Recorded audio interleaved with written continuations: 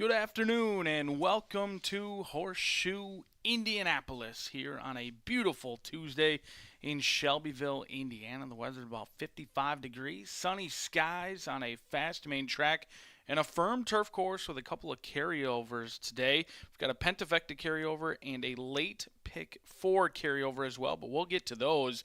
But an impressive day by a couple of riders here at Horseshoe Indianapolis. Sammy Bermudez had an awesome day yesterday, bringing in a couple of long shots as well. It was a day of long shots.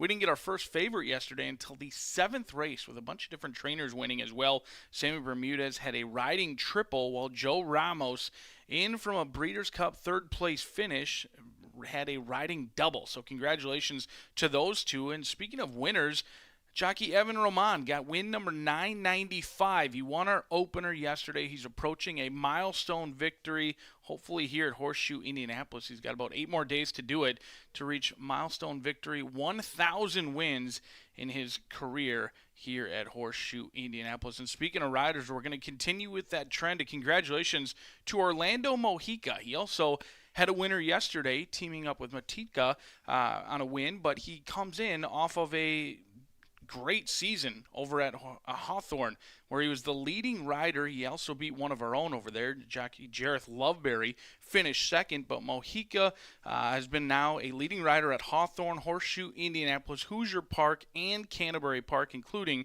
several other titles in Kentucky. He's got 63 wins this year at Hawthorne, and he's the only jockey in their entire colony to go over $1 million in earnings for the meet. He currently sits at 2,985 wins in his career. Another rider between jockey Evan Roman and Orlando Mojica, sitting on a couple of milestone victories. He'll make his way down to Turf Paradise next week once the Horseshoe Indianapolis meet does complete. But he picked up right where he left off on Monday here. He had a winner yesterday on our turf course as well. We had one lucky winner in our early pick 5 yesterday. They scooped the entire pool, $82,458. One lucky lad brought home over 80 grand in that 50-cent takeout pick 5. We have pick 5s kicking off in race number 1, now 25 minutes away, as well as race number 4. We also have a couple of carryovers that are going to be a big topic throughout the show today. We've got a late pick 4, which begins in the late pick 4. So we're going to offer pick 4s in race number 2 as well as race number 5. However, race 5 will already have $41,079.89 already in the pool waiting for you to grab. And then for those Pentafecta players, maybe horizontals aren't your thing, Pentafecta's a little bit easier, whatever fits your fancy. In race number 6, we've got a Pentafecta carryover, $7,552.80. That will go in race number 6. So make note of those carryovers. Back-to-back opportunities. Race 5, you've got the Itoba pick 4 carryover, $41,000 in that pool, and then the Grand High 5 Pentafecta carryover, $7,552. And it was a day of long shot. We had over $127 payout in one of our long shots with J.R. Miss Starlet brought home by Sammy Bermudez. But it was also a day for the Puerto Rican connection down in that jocks room. They all have Puerto Rican backgrounds. Sammy Bermudez had 3 wins, Joe Ramos with 2, Orlando Mojica with 1, Evan Roman kicked off the card, and Alberto Burgos as well. So congratulations to the Puerto Rican gang down in that jocks room. And speaking of gangs, we've got plenty of opportunities and events still coming here at Horseshoe Indianapolis. We may be in our penultimate week with live racing returning Tuesday, Wednesday, and Thursday, and then our final week of racing next week. We've got Veterans Day on November 11th, so whether you're on track or you're tuning in for simulcast, we've got whatever you need, and it's going to be a huge day of racing that's going to be dedicated entirely to those who serve and protect our country. And speaking of those who are meaningful to all of us, whether you protect it or not, we've got some handicappers from around the country who are going to be putting together $250 wagers into our late pick 5. And this is ultra cool, something Eric Hellstrom's done very well here at Horseshoe Indianapolis. We're going to have $250 pick 5 tickets going in, and all proceeds are earmarked to the Hoosier Veterans and Families HVAF.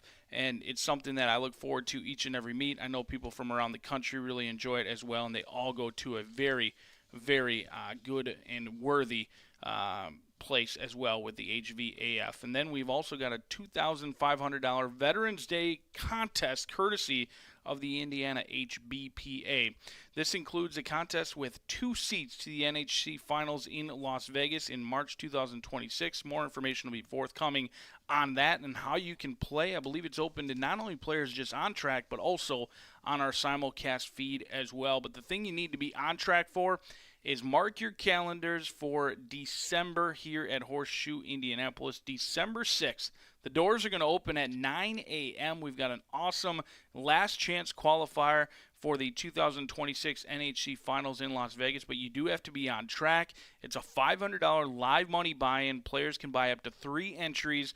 It comes with a t-shirt, program, continental breakfast, lunch buffet, and a smile from Miss Tammy Knox, one of the best in the business. It's really, you'd be remiss not to play. $500, there's no entry fee. With that, you bet your own money. You turn it into however much you want. You get a t-shirt, you get a program, you get a breakfast, a lunch buffet as well. If you're going to be playing out on that Saturday, you would certainly be worthy to sign up and try and win your way into one of the premier contests of horse racing in 2026 over in Las Vegas as well. And there's also a prize pool of $6,500, $3,000 to the winner, $500 to 4th place finish as well. So a lot of action still coming up here at Horseshoe Indianapolis. We may be in our second to last week, but there's tons still continuing. And speaking of continuing, Dooley's Legends coming to a close quickly, but we had a tie atop Dooley's Legends yesterday. So I want to give a shout out to Delwyn Cordero and Jennifer Hudspeth. They each won $50 as well. There's one more week of Dooley's Legends next Monday. Your last opportunity to bring home the money in Dooley's Legends, one of our favorite contests that we give out each and every Monday here at Horseshoe Indianapolis. We're on a fast main track, a firm turf course. We're 20 minutes away from racing on a Tuesday. Let's go through today's scratches and changes. Thankfully, with that firm turf course, very limited scratches or changes, not too many rider changes at all, and very limited scratches. Let's take a look at these after we go over our big sponsors. This year we've got Woodford Reserve Tequila Herradura as well. A huge shout out to them. And then Breed Development. We've got awesome sponsors here every year at Horseshoe Indianapolis with Woodford Reserve Tequila Herradura, Breed Development, and then you can't miss our beautiful winner's circle, Murphy Trailer Sales. 4-star trailers around the country. You can find them over in Crawfordsville, Indiana. The team is electric, and they are waiting for your call. Since 1984, they've been waiting. So don't make them wait any longer over at Murphy Trailer Sales. And a shout out to them, our beautiful Winner's Circle, sponsored by Murphy Trailer Sales. Also, B&H Electric, they got our tote board and our starting gate sponsor as well, B&H Electric. They've got 3 different locations. You can find them in Seymour, Shelbyville, or Bloomington. You don't want to miss out on the gang over at B&H Electric. And then last but certainly not least, Hubler Ford. You can go get your truck over at Hubler Ford with the winter weather coming. You want to avoid that ice and snow? Go pick up a truck over at Hubler Ford and tell them Rachel sent you. Now that we're 18 minutes away, we can go over those scratches and changes I mistakenly talked about before, our excellent sponsors here at Horseshoe Indianapolis. Limited changes, limited scratches, and we're thankful each and every day for keeping safe conditions here at Horseshoe Indianapolis. So let's take a look at these changes. No changes in the opener. It does kick off our 11.99% takeout pick 5 in race number 1. Race number 2 kicks off that pick 4. Do note the pick 4 carryover will be in the late pick 4. Late pick 4 carryover begins in race number 5, but we kick off a pick 4 in race 2 as well. Race number 3, scratch number 2, Cat Spirit. Number 2 is out of race 3. Race number 4, our first turf race of the day. Scratch number 7, Sugar Mama. Sugar Mama is out of race number 4. So we've got turf racing in November here at Horseshoe Indianapolis. It also kicks off that late Fire 5. Race number 5, scratch the 7, Kara's Legacy. Race 5, scratch the 7, Kara's Legacy. We also have that $1 minimum pick 4 carryover, $41,079.89. already in that Itoba pick 4 in race 5. Race number 6, we've got the Pentafecta carryover, $7,552.80. That carryover in race number 6 for the Pentafecta. Scratch, you're also eligible as 13 and 14 are out of race 6 on the turf. Race number 7, scratch the 4, Man of Quality. The 4 out of the 7th race. Race number 8, hopefully you're still alive in that late Fire 5 or the Itoba pick 4, looking at some good payouts. Scratch the 4, Metallic Man, and the 6, Reflex. No Pentafecta wagering. There's no Pentafecta in the 8th and final thoroughbred event of your Tuesday. Race 9, quarter horses take the main stage under the lights, 350-yard sprint for allowance foes. Scratch the also eligibles, 11, 12, 13, and 14 all scratch. The 3, a Zoomin' By, is a first-time gelding. A Zoomin' By, a first-time gelding. With 16 minutes to go, we're going to continue talking here at Horseshoe Indianapolis. Thankful to give an opportunity to go through this early pick 5 in here. Got an early pick 5 in race number 1. I'll take you through how I viewed the first 5 races. I think they're challenging races throughout the entirety of our card. We saw yesterday a lot of photo finishes, a lot of chaos. We had some big prices, over a $100 winner. I really think that trend is going to continue here at Horseshoe Indianapolis. We've got some bigger fields, and they're all very competitive racing, whether you're looking to play that early pick 5 or the late pick 5.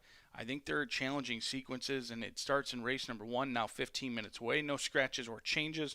I'm going to go a little bit deeper than some may. I'm going to go 3, 4, 5, and 6. I know a lot of people are likely going to be keying in on the 3 and the 6. I think Mansfield Tiger, the 8-time winner, deserves a look. This is a horse who's been knocking on the door. Orlando Mojica coming in with confidence off of his success at Hawthorne. He's been aboard this son of Pataki Kid the last 3 mounts with a 1st, 2nd, and 3rd. You've also got the 5, Monumental Justice. Those 2 could be separators in there. I wouldn't blame you if you're going to use your co-favorites right now at 2-1, just the 3 and the 6. Try and cut down this ticket in half. It's certainly not a $252 ticket. I do know that much. It will not cost you $252 if you type in that ticket. But if you want to go even a little bit less, it's you could use the 3 and the 6 as well.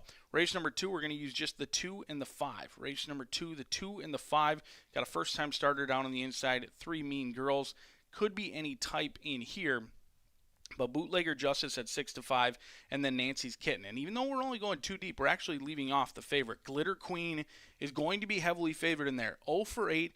I'm not all that confident she wants to win. I'm always cheering for Bob Gorham and Marcelino Pedroza Jr. Last time she wasted a perfect trip. She sat in a great spot off the dueling leaders. Marcelino Pedroza Jr. kind of slingshotted out at the top of the lane. She had the entire lane to get past, and she just really never pushed by. I mean, she did close into it late. She was never winning that race behind Total Lunar Eclipse. And ultimately, I just don't think you can draw up a better trip than she got last time, and she still did not win. She's 0 for 8. She's going to be 3-5 today. I think Glitter Queen is potentially beatable, but since I think she's beatable, maybe it's time for you to single. I might just have given you your single in the early pick 5 since I'm trying to beat your 4-5 favorite. Usually when that happens, you can circle them and bring them right to the winner's circle. So congratulations to Mass Thoroughbreds. I likely just made you the winner, kicking off that early pick 4 in race number 2. Race number 3, scratch Cat's Spirit. Cat's Spirit out of race number 3. 7 of them set to go to the starting gate. 2-year-olds taking the main stage on Tuesday afternoon. 5.5 furlongs going to be the distance in here. I found this race incredibly challenging. I think it's absolutely wide open in this race. Anyone's game. Frosted Warrior comes in from Keeneland, but John Hancock, he hasn't sent too many to Horseshoe Indianapolis that have simply had success. He's only 1 for 35 at Horseshoe Indy, so having a horse at 4-5 coming in from Keeneland, going to take a lot of action, potentially beatable. 30-30 looks tough on the outside for Manny Esquivel, but you've got a lot of horses that are lightly raced, could be continuing to improve in here, and I really think that this race is maybe indicative of how much this early pick 5 is going to pay. If you can get a price in race number 3, you can certainly get paid generously in this early pick 5. Race number 4 on the turf, scratch number 7, Sugar Mama. Sugar Mama out of race number 4 kicks off that late Fire 5 as well. We're going to go just using the 6. Single to the 6 in 2 turntables. Mike Maker, Fernando de la Cruz. Maker winning at 29%. Now we're in our final couple of weeks here at Horseshoe Indianapolis. This is no longer a small sample size. This is legitimate. He's winning at 29% from 55 starters. He draws the eye of our leading rider, Fernando de la Cruz, who somehow, maybe for the first time all season, was shut out yesterday. No wins for Fernando de la Cruz. Joe Ramos picked up 2. He's still got a healthy cushion, but he's not going to want to give up any more wins to Joe Ramos in the near future over these past couple of racing days here in the 2025 meet. I think 2 turntables, loose on the lead and looks like the one to catch to cash, dropping from the maiden special weight down to maiden claiming. It's all in on 2 turntables in race number 4. Race number 5, a challenging one, kicks off that late Itoba pick 4. The late pick 4 with over $41,000 already in the pool. Scratch number 7, Cora's Legacy, 1 mile and 70 yards is the distance in here. And I'm going to use Char. 15-1, Alberto Burgos. Kathy Jarvis, hear me out. She's winless at Horseshoe Indy, but that's misleading. She's been hot late. She's winning at 22% over the past 5 months. And in her career, she wins at 9% at Horseshoe Indy. So she may be winless on the season, 0 for 7, very small sample size. She's winning at 22% since May, and she's got 9% winners here at Horseshoe Indianapolis in her career. I think Char is sneaky. And if you go back and look at those dirt races, has won 2 out of the last 3 on the dirt. Draw a line through those turf races. 2 out of the last 3 winners for Char, a 4-year-old not this time filly. And then you've got Martz Rosie, makes a ton of sense. Thomas Medina coming out of a stakes race, went off at 80-1, gets back in with her friends today. And you've also got the 6, La Orgalusa, Fernando de la Cruz and Joe Davis, turfed dirt in play. Another one who could be a speed factor up front, get some class relief today. 3 back, actually dominated in the slop, went off at 4-5 and won by a city block. 2, 3, and 6. Hopefully you're alive. Hopefully you're relaxed because we've got an awesome day of racing. Beautiful weather here at Horseshoe Indianapolis on Election Day. A fast main track, a firm turf course, no matter what side of the aisle you're on. I want you diving into those horizontals today, whether you're a vertical player or a horizontal player. You got to take advantage of some of the lowest takeouts in the country. 15% takeout in the pick 4, 11.99% takeout in the pick 5, and we kick it all off just 9 minutes from now. Good luck.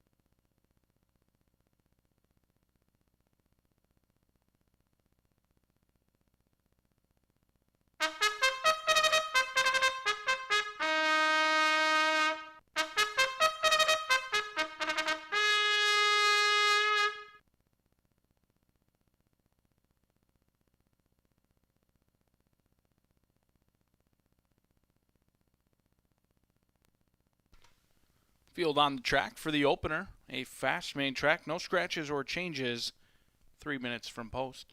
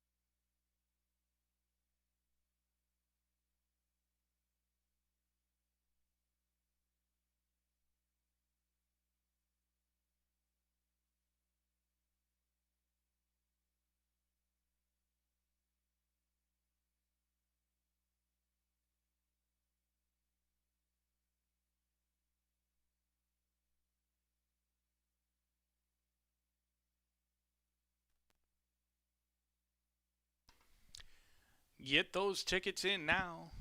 Pick 5 kicks off just a couple of minutes from now.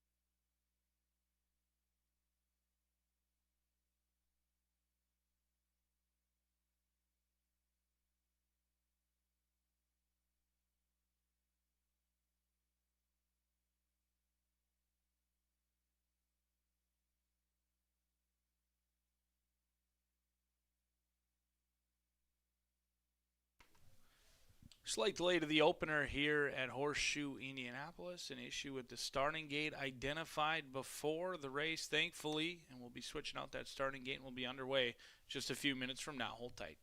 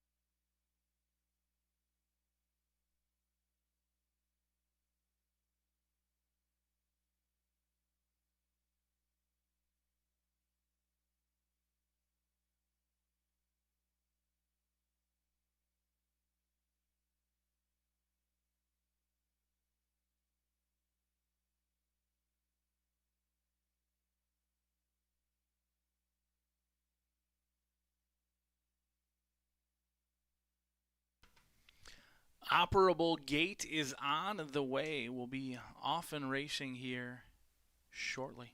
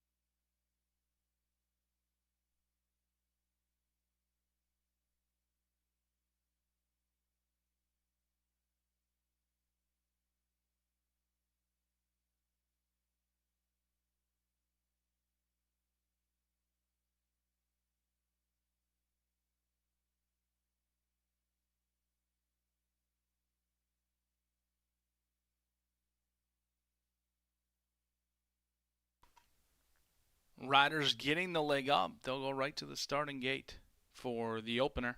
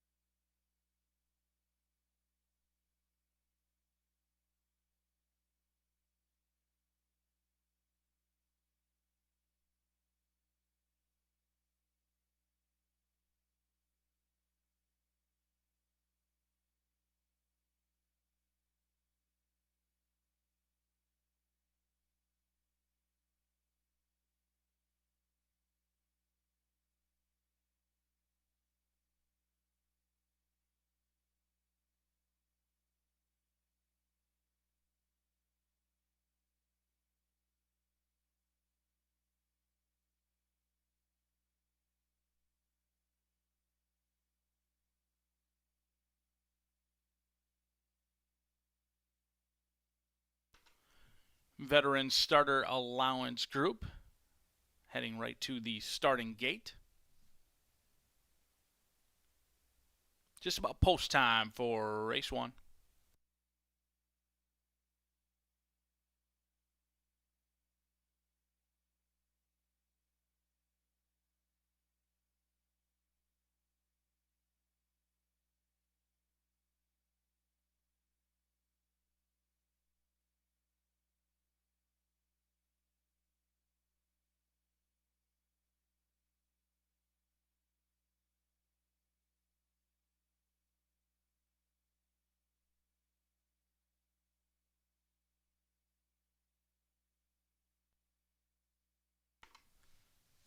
Fields reach the starting gate. Painter's Canvas loads.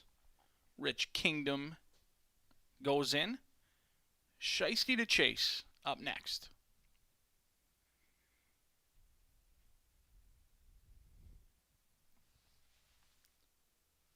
Mansfield Tiger making start 38 for the 6-year-old.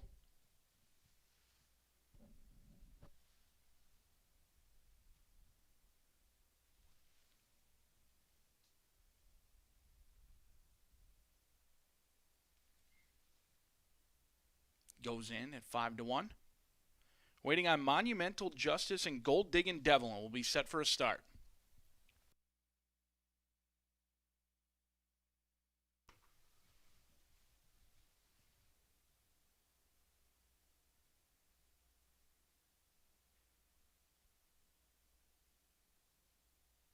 Restless is Mansfield Tiger as they're off in the opener at Horseshoe, Indianapolis. Rich Kingdom just a step slow, but Painter's Canvas back from Churchill Downs, and Alberto Burgos and Painter's Canvas want the early lead. Mansfield Tiger in between Painter's Canvas, Monumental Justice going to take back off of those top two. Then comes Shiesty to Chase along with Gold Diggin' Devil. The two Mike Weaver trainees, stablemates, travel in tandem in 4th and 5th. And then Rich Kingdom, the 8-year-old looking for his first win since 2022 through an opening quarter in 23.57 as Painter's Canvas is well held by Alberto Burgos, setting a reasonable pace up top. Mansfield Tiger can tend to sit right on his hip. Then comes Monumental Justice, who's moving into it under Joe Ramos. Now Gold Diggin' Devil puts a length clear on Shiesty to Chase, and Rich Kingdom is trying to close in through an opening half in 47.03. Painter's Canvas first to shove his chips all in. Alberto Burgos asking him for his best. Monumental Justice at 8-1 puts away Mansfield Tiger, and Monumental Justice at 8-1 is now attacked by Gold Diggin' Devil as Gold Diggin' Devil looking to go right up to Monumental Justice. Shiesty to Chase has asked for his best, and still nothing from Rich Kingdom as Gold Diggin' Devil on the stretch out trying to put away a game. Monumental Justice who's battling him right through the line, but here comes Gold Diggin' Devil as Gold Diggin' Devil puts away Monumental Justice, who put up a good fight, but it was Gold Diggin' Devil in the opener.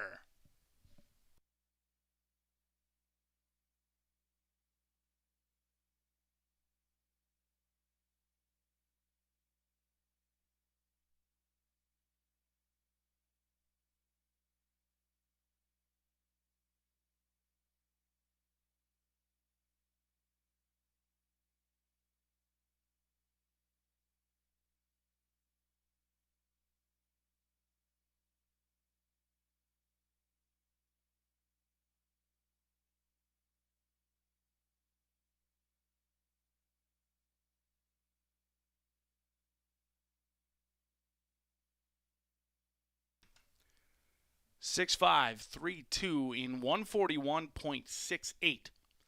Unofficial.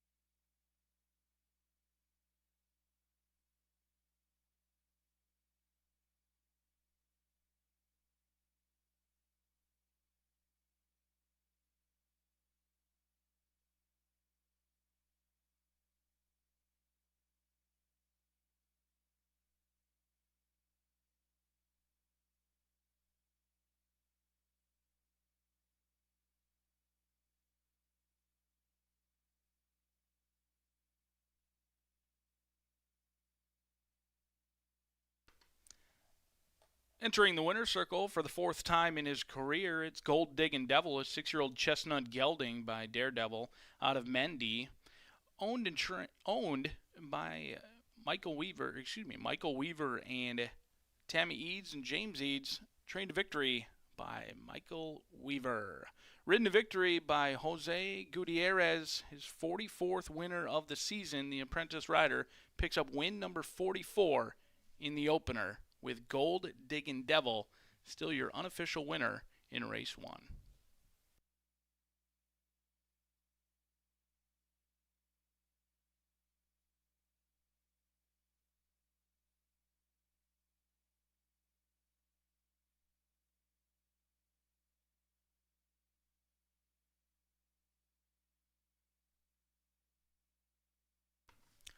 Race 1 is now official. Gold Diggin' Devil returns 520 on top. First exacta of your Tuesday, 16.90, 50-cent trifecta, 21.55.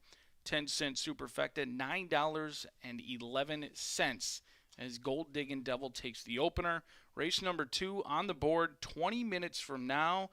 Maiden girls will go 6 furlongs, no scratches or changes. Hopefully you had a bet on Gold Diggin' Devil.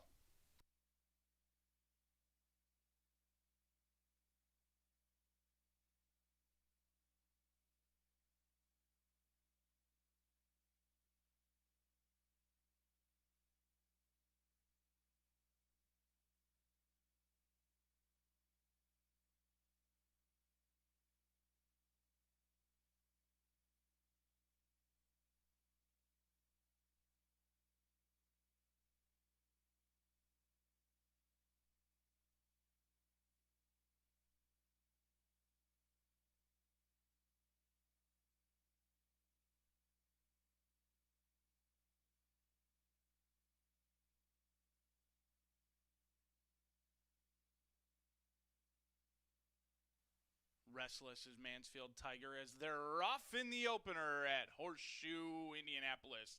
Rich Kingdom just a step slow, but Painter's Canvas back from Churchill Downs, and Alberto Burgos and Painter's Canvas want the early lead. Mansfield Tiger in between Painter's Canvas, Monumental Justice going to take back off of those top two. Then comes Shiesty to chase along with Gold Diggin' Devil. The two Mike Weaver trainees, stablemates, travel in tandem in 4th and 5th. And then Rich Kingdom, the 8-year-old looking for his first win since 2022 through an opening quarter in 23.57 as Painter's Canvas is well held by Alberto Burgos, setting a reasonable pace up top. Mansfield Tiger content to sit right on his hip. Then comes Monumental Justice, who's moving into it under Joe Ramos. Now Gold Diggin' Devil puts a length clear on Shiesty to chase, and Rich Kingdom is trying to close in through an opening half in 47.03. Painter's Canvas first to shove his chips all in. Alberto Burgos asking him for his best. Monumental Justice at 8-1 puts away Mansfield Tiger, and Monumental Justice at 8-1 is now attacked by Gold Diggin' Devil as Gold Diggin' Devil looking to go right up to Monumental Justice. Shiesty to chase has asked for his best, and still nothing from Rich Kingdom as Gold Diggin' Devil on the stretch out trying to put away a game. Monumental Justice who's battling him right through the line, but here comes Gold Diggin' Devil as Gold Diggin' Devil puts away Monumental Justice, who put up a good fight, but it was Gold Diggin' Devil in the opener.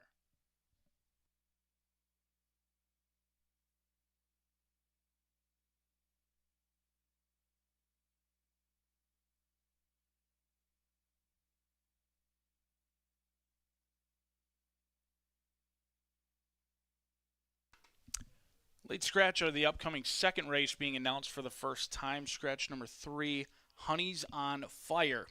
Honey's on Fire, a late scratch out of the upcoming second race. If you use this horse in your daily double, there'll be a consolation payoff.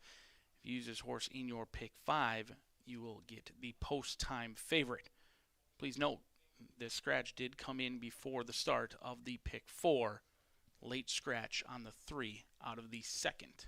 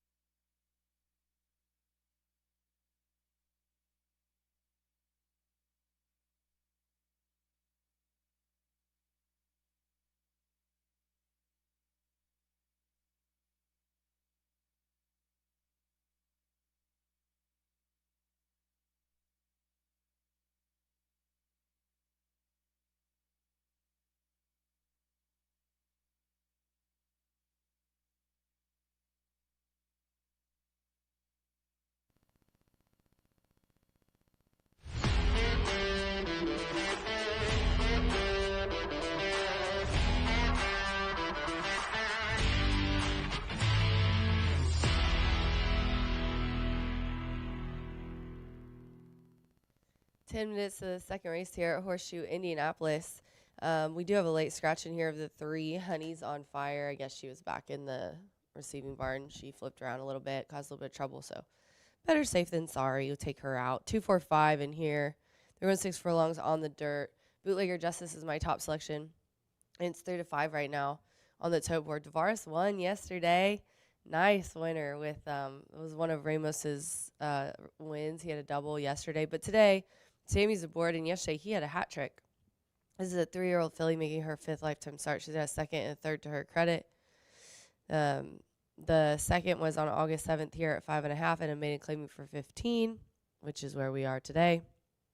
And then the last race on October 15th at 6 furlongs was a maiden claiming for 20. She was 3rd, just missed for 3rd by half a length as the bettor's favorite. She flashed some nice speed in there because she's a closer. She's dropping in class today. Tavares is 33% of beating favorite. That's just out of a very small number, but still thought it was worth mentioning. And 3rd versus Tougher makes her the one that I like the most in here. The 4 is 9-2. Glitter Queen, Marcelino Pedrosa aboard for Mr. Bob Gorham. 2 looks really good in the paddock, by the way. This one's coming out of a maiden claiming for 20 at today's distance and surface. Cute little filly. Was 2nd by a half with Marcelino up. And one improvement after switching everything back up. This horse had a couple of nice races sprinting on the dirt here, August 27th and September 15th. It was 2nd and 3rd. Then they tried to switch it all up, which I love when people do, but she'd already shown a little bit of form sprinting on dirt, but they tried routing on turf again, and she didn't like it. So they put her back at 6 furlongs on the dirt. She looked really good last time. She was 2nd versus Tougher. And then I threw in Nancy's Kitten. Joe Davis co-owns this one with Jeff Davis and Miguel Savares. And she's by Unbridled Express, one of my favorite Indiana sires, obviously. She tried with blinkers on last time, and it did not make one lick of difference. So they took them back off for this and dropped her down. She's got early speed, which I like because there's a lot of closing speed in this race. But Fernando de la Cruz, our top jock, is aboard. He has 109 wins with $2.7 million in earnings. And Ramos is 2nd in wins with 92, but he's 1st in earnings with 2.8. They're both on the cusp. Like, Fernando's at 2.7, almost 2.8, and he's at 2.8, almost 2.9. Thought that was pretty interesting. But I like this one on the class drop and getting back without blinkers on. Definitely looks like a daughter by Unbridled Express, that gray. 2 is my top selection, Bootlegger Justice. Good luck.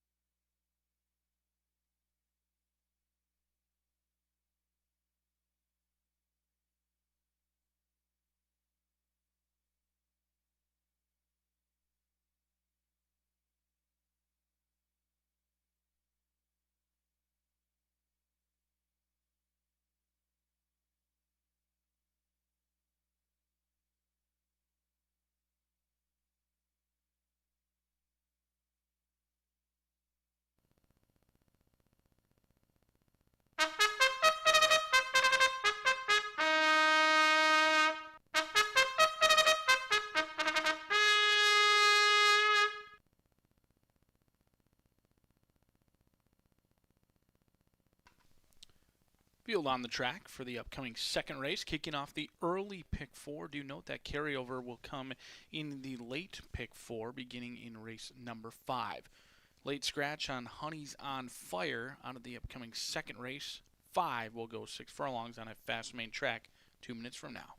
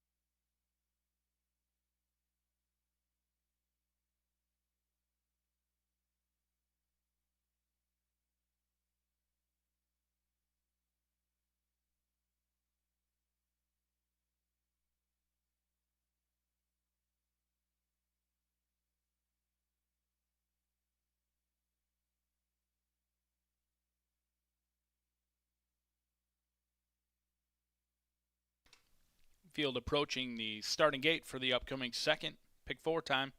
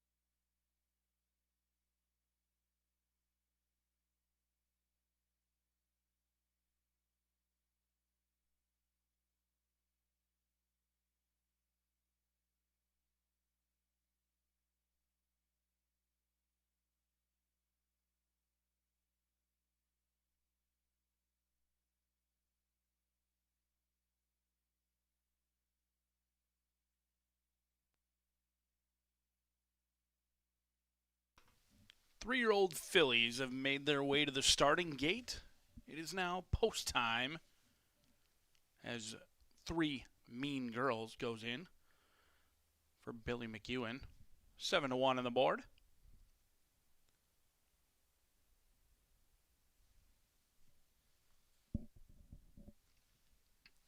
Heavily favored Bootlegger Justice comes up next.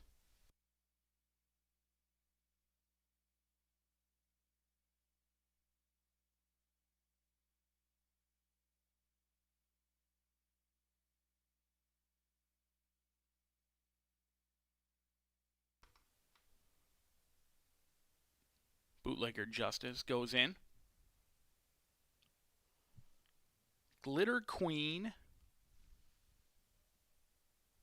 Nancy's Kitten, and Lunar Sky.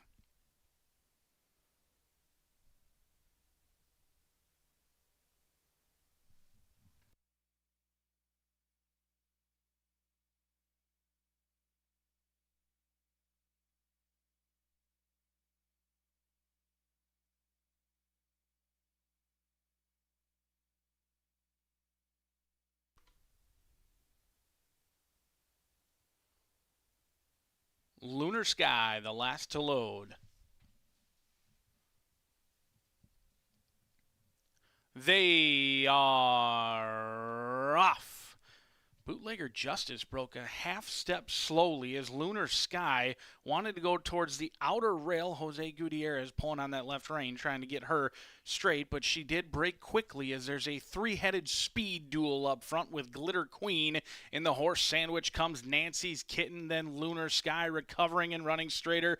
3 Mean Girls, the first-time starter, is sitting in a great spot just 2 lengths off, and then comes Bootlegger Justice, who's 1-2 on the board and 8 lengths behind in opening quarter in 23.1 as Lunar Sky waves the white flag. Glitter Queen down on the inside, and Nancy's Kitten at 7-2 as now Bootlegger Justice and Sammy Bermudez come a-calling. Nancy's Kitten looking to put away Glitter Queen, who's battling on admirably on the inside. Bootlegger Justice at 1-2 still has 5 lengths to make up, but is picking up momentum on this emboldened duo up top. Nancy's Kitten and Glitter Queen, they've had a match race from the start. Bootlegger Justice trying to nail him on the line. Glitter Queen on the inside putting away Nancy's Kitten. Glitter Queen gets the money.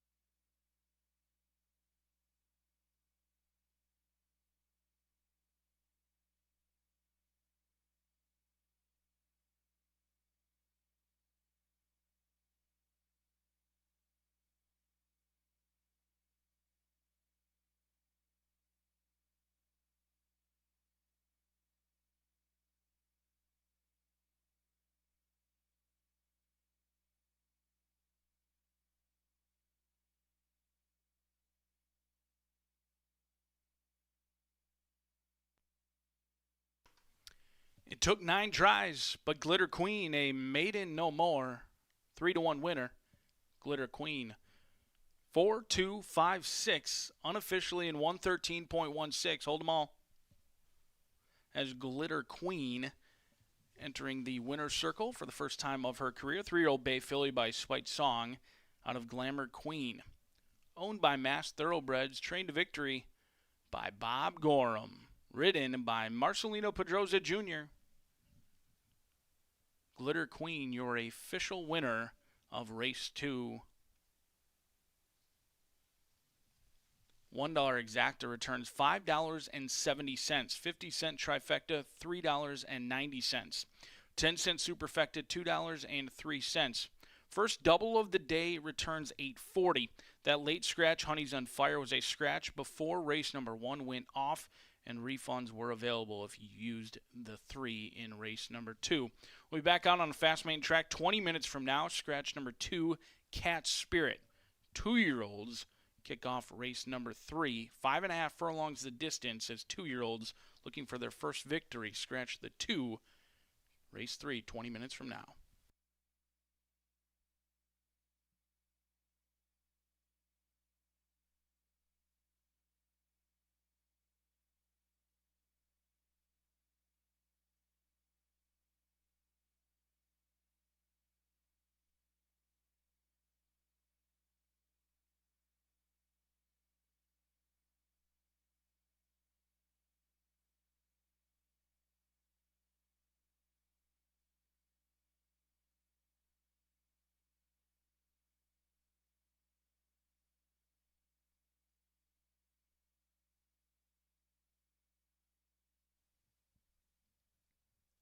They are off.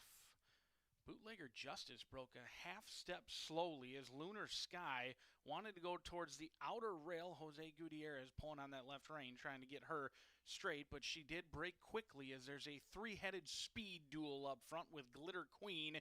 In the horse sandwich comes Nancy's Kitten, then Lunar Sky recovering and running straighter.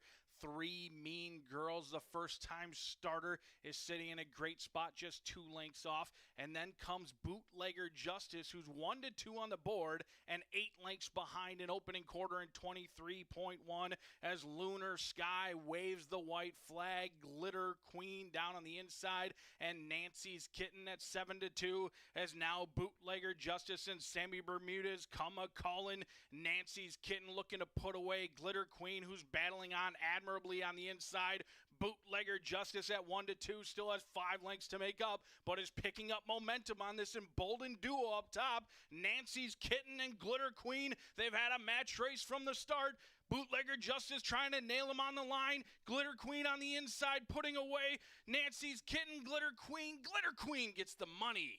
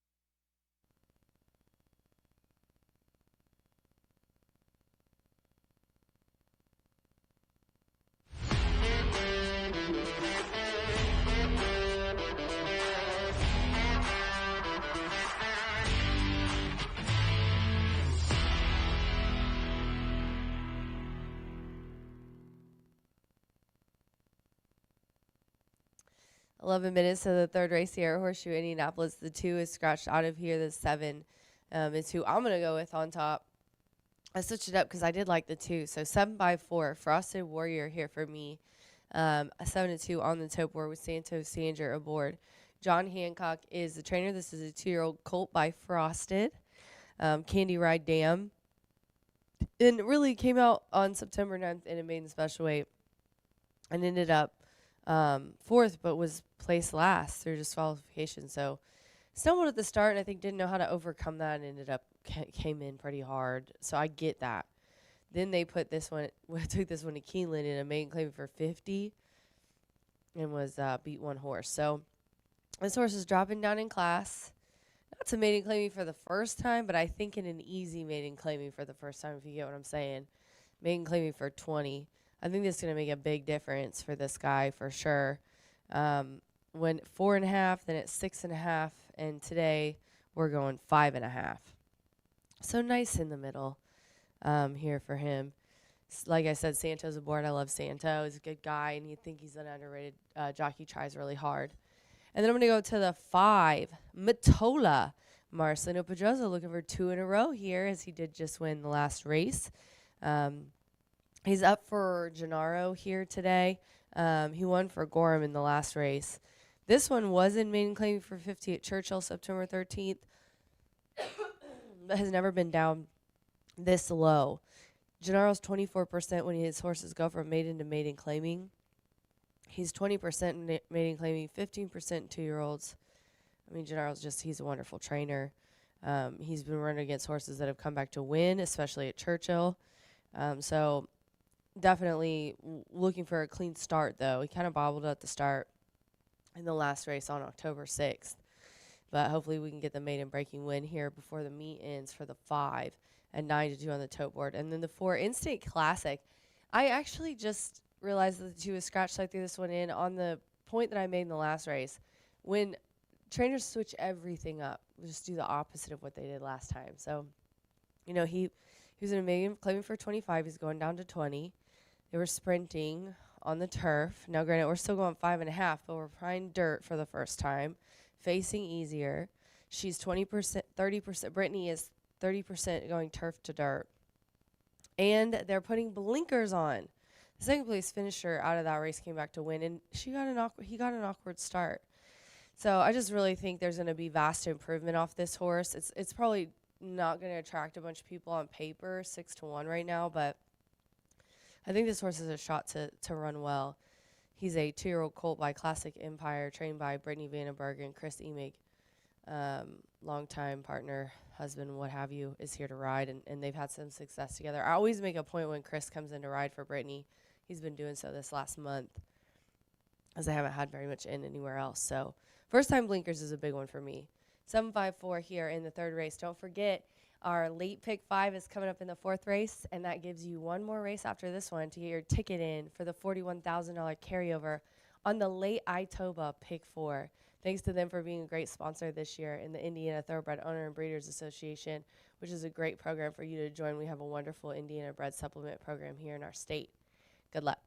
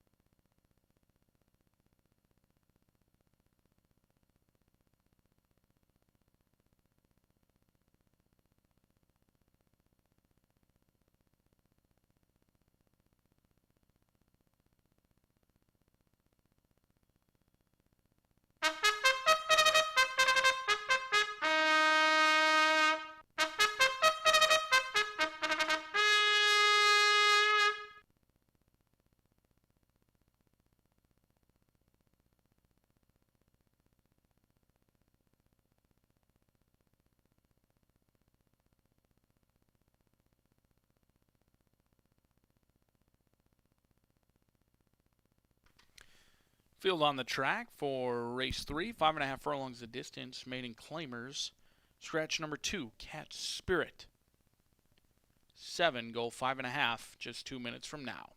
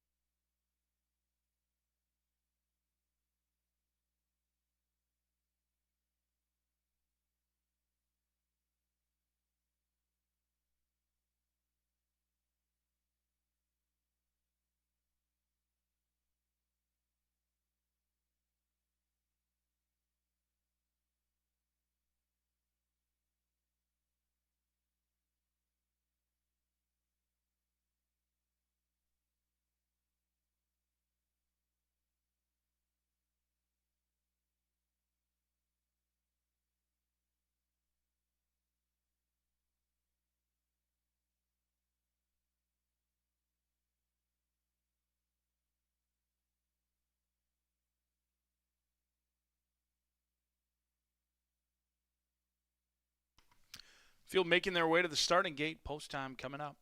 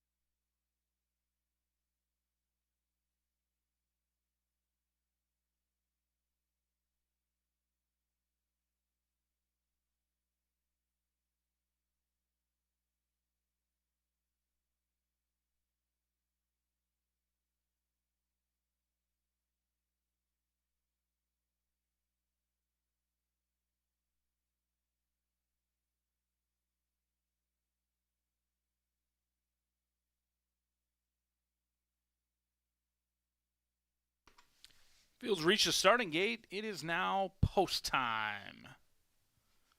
Montalbano goes in. Mittala,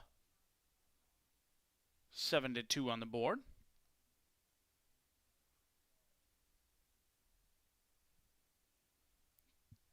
Got a Jet, 9-2, taking some action as a firster. Stormy Zapper, Instant Classic, waiting on Frosted Warrior in 30-30.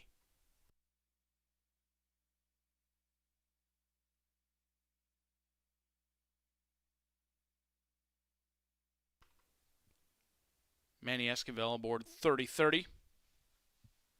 And the race is on! Breaking tardily was Got a Jet. The first-time starter a half step slowly, but Matola and Marcelino Pedroza Jr. looking for his riding double. Got the late money from 7-2 down to 2-1. And they're quickest away, a length clear from Frosted Warrior, and 30-30's good to go. Stormy Zapper, the 2-year-old by Sharp Azteca, is losing ground to these top three. Got a Jet and Rodney Prescott are running into it. Nothing from Montalbano, an Instant Classic. The blinkers on, didn't fix the slow start through a contested opening quarter in 22.26. Matola at 2-1 and Frosted Warrior are battling it out 30-30, sitting just behind those two as Frosted Warrior pokes that nose in front. It's the first to turn for home, but Matola is battling on gamely on the inside. Got a Jet's on the wrong lead, but is making up ground. Frosted Warrior putting away Matola. Got a Jet is going to be coming late, as is Montalbano. But Frosted Warrior comes in from Keeneland, appreciates the cross relief, and gets the job done as Frosted Warrior from Got a Jet and Montalbano rounds out the try in 106.01.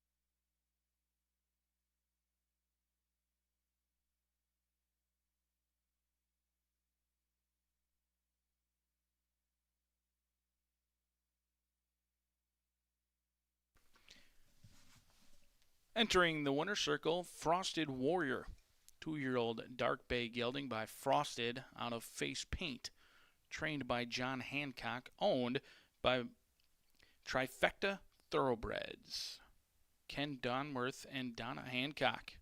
Ridden to victory by Santos Sager. Frosted Warrior your official winner of race 3 in 106.01. First pick 3 of the day returns $16.15. Your $1 double, $13.80. $1 exacta, $20.40. 50-cent trifecta, 731, bombs underneath, $94.35. 10-cent superfecta, $65.04. It's late Fire 5 time as we step on the turf course for the first time of the day. If you're looking for the Horseshoe Hat Trick, no Horseshoe Hat Trick. Only 2 turf races carded today. So late Fire 5 kicks off in race number 4, scratch number 7, Sugar Mama. Maiden claimers going 1 mile on the turf 21 minutes from now.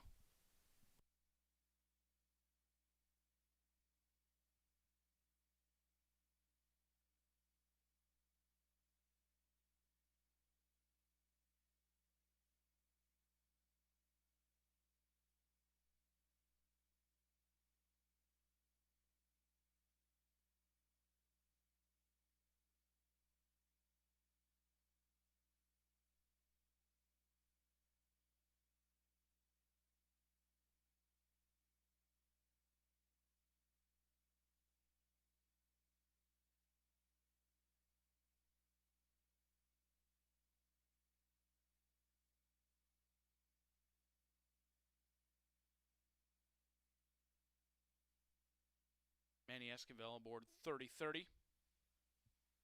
And the race is on. Breaking tardily was Gotta Jet, the first-time starter, a half step slowly, but Matola and Marcelino Pedroza Jr. looking for his riding double, got the late money from 7-2 down to 2-1, and they're quickest away, a length clear from Frosted Warrior, and 30-30's good to go. Stormy Zapper, the 2-year-old by Sharp Azteca, is losing ground to these top 3. Gotta Jet and Rodney Prescott are running into it. Nothing from Montalbano, an instant classic. The blinkers on, didn't fix the slow start through a contested opening quarter in 22.26. Matola at 2-1 and Frosted Warrior are battling it out 30-30, sitting just behind those two as Frosted Warrior pokes that nose in front. It's the first to turn for home, but Matola is battling on gamely on the inside. Gotta Jet's on the wrong lead, but is making up ground. Frosted Warrior putting away Matola. Gotta Jet is going to be coming late, as is Montalbano, but Frosted Warrior comes in from Keeneland, appreciates the cross relief, and gets the job done as Frosted Warrior from Gotta Jet and Montalbano rounds out the try in 106.01. Manny Esquivel.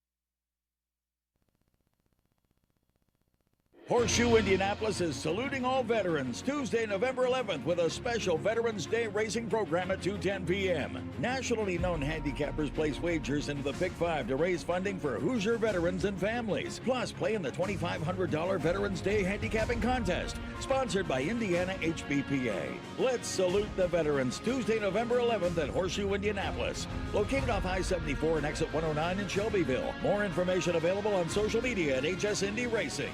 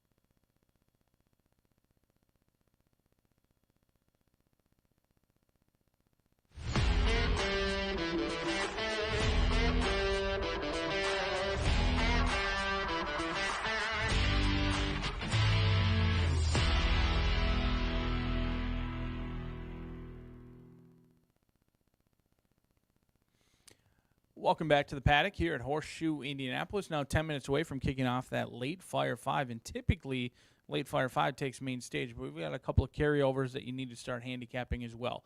All right, Toba pick 4, over $41,000 already in the pool. I expect that to get upwards of $250,000. That will begin in race number 5, and then in race 6, we've got a Pentafecta carryover, just under $8,000 in that Pentafecta. Some people call it the exact 5 or the high 5, but Pentafecta carryover in race number 6. So late Fire 5, one of the lowest takeouts in the entire country at 11.99%, followed by back-to-back races with carryovers here at Horseshoe Indianapolis, as we are thankful to be back on that turf course today.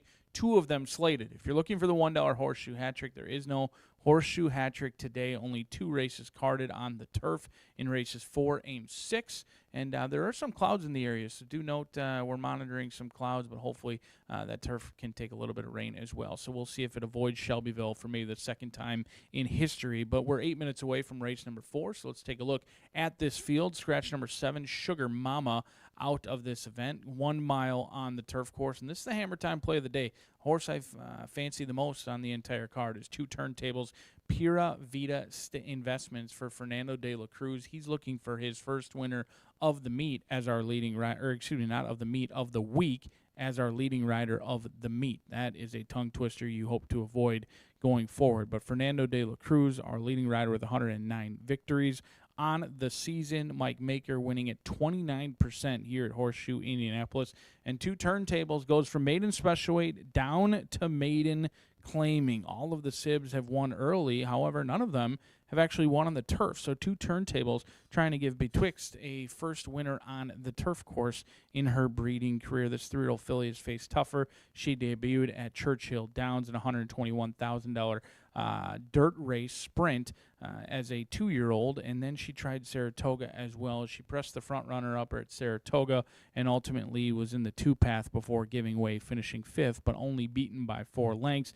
They came back after a brief freshening from June 2024, a year almost to the day, came back at Churchill Downs, ran another even-running 6th-place finish at 3-1, took a ton of action on debut here at Horseshoe Indy, went off at 3-2, closed into it, but was mistimed and could never catch the leader who got loose that day. Since then, 2 turntables has just kind of done things repeatedly, always run good enough to pick up pieces, pick up paychecks here and there, but never living up to the hype for the $135,000 sale back in August of 2023. I think today's the day. Class relief from maiden special weight down to maiden, claiming you've got connections that simply know how to win races. Neither Mike Maker nor Fernando de la Cruz will have to get out their compasses to get to the winner's circle today. 6-5 on the board, but a horse with plenty of upside is Sunday Slipper.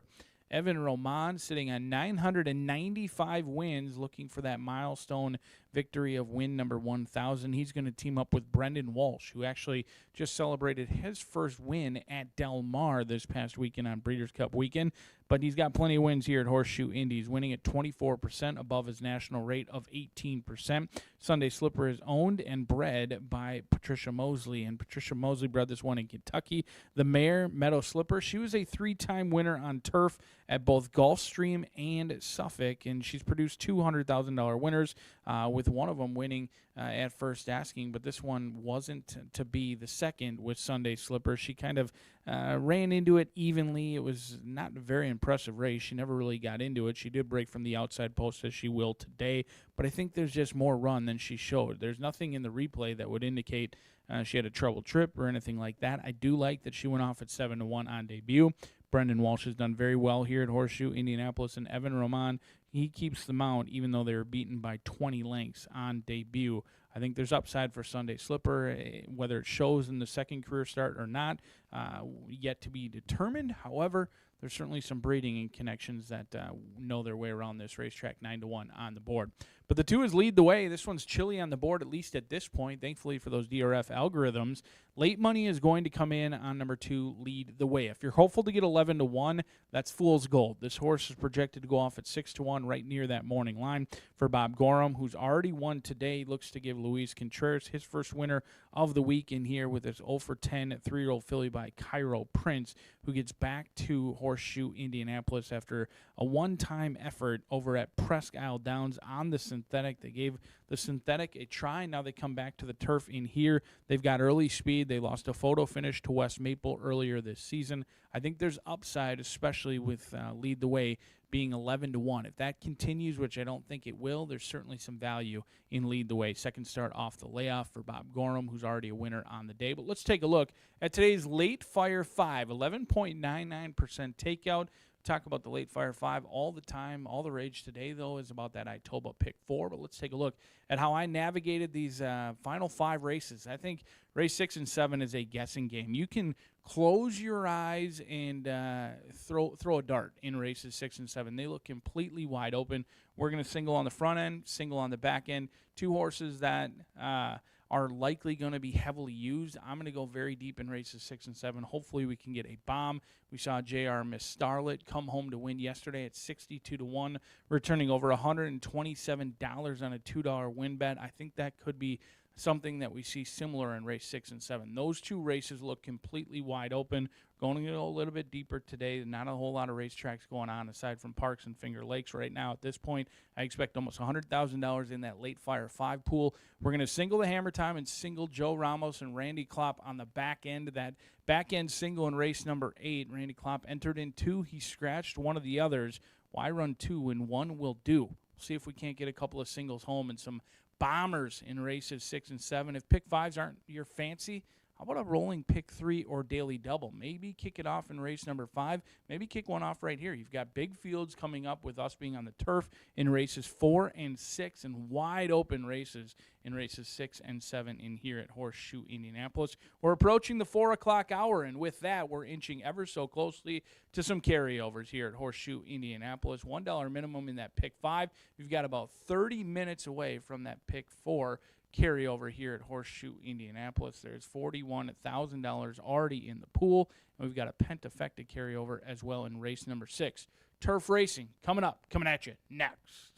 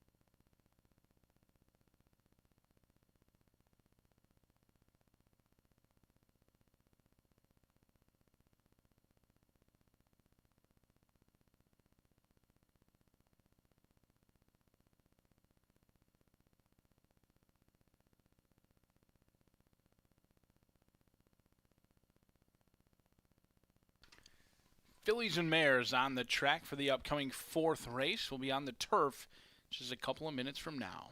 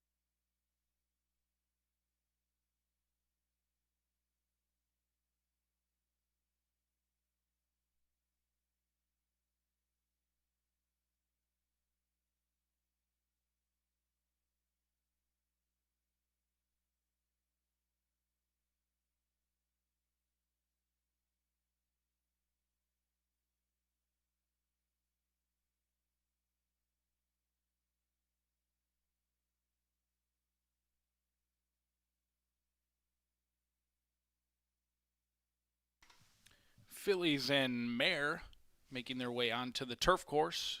If you haven't punched in those tickets yet, do so now. Don't want to get shut out.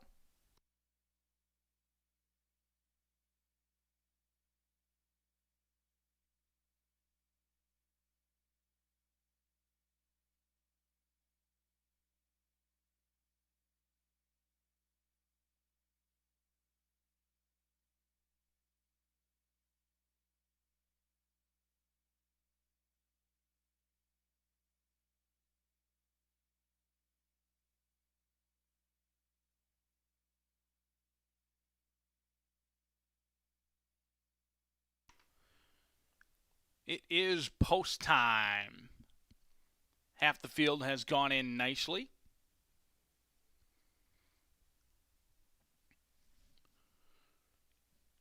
Tona Illy, 91-1. Reluctant to load.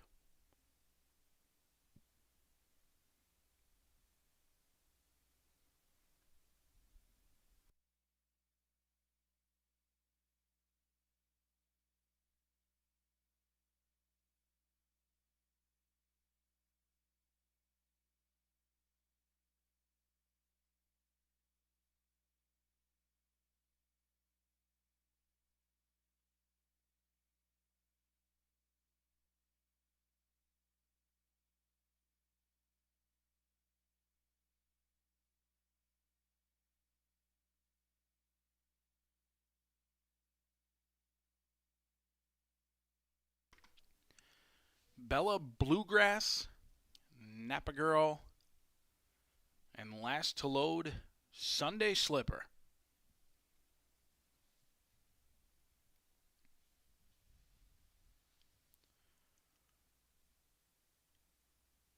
They are off and running as Argentina Dad showing speed early into this race, but then comes Bella Bluegrass the Gray, but none are quicker than two turntables, and two turntables goes right to the lead. Rockaway Reef now pressing two turntables.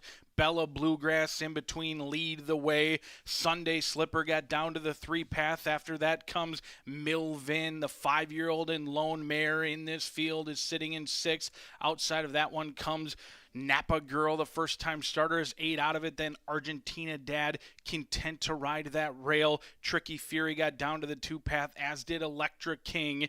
And Tona Lily can see them all as two turntables at 3-5 sets a reasonable opening quarter at 24.29. Rockaway Reef and Joe Ramos providing token pressure. They're 3 lengths clear from Bella Bluegrass and a half, and 48.49. A controlled early pace in this one as lead the way in 4th. Then comes Sunday Slipper, who's showing an improved effort. Milvin and the daughter of California Chrome trying to run into it. Napa Girl, the first-time starters, under a drive. Still nothing from Tricky Fury. Tona Lily, Argentina Dad would have a lot of work to do, and Electric King is a mile out of it behind two turntables, who cuts for the money. Rockaway Reef has been right on the hip of two turntables throughout, but Fernando de la Cruz and two turntables repelling all challengers. Fernando de la Cruz and two turntables make every pole a winning one, as two turntables kicks off the pick 5 at 3-5.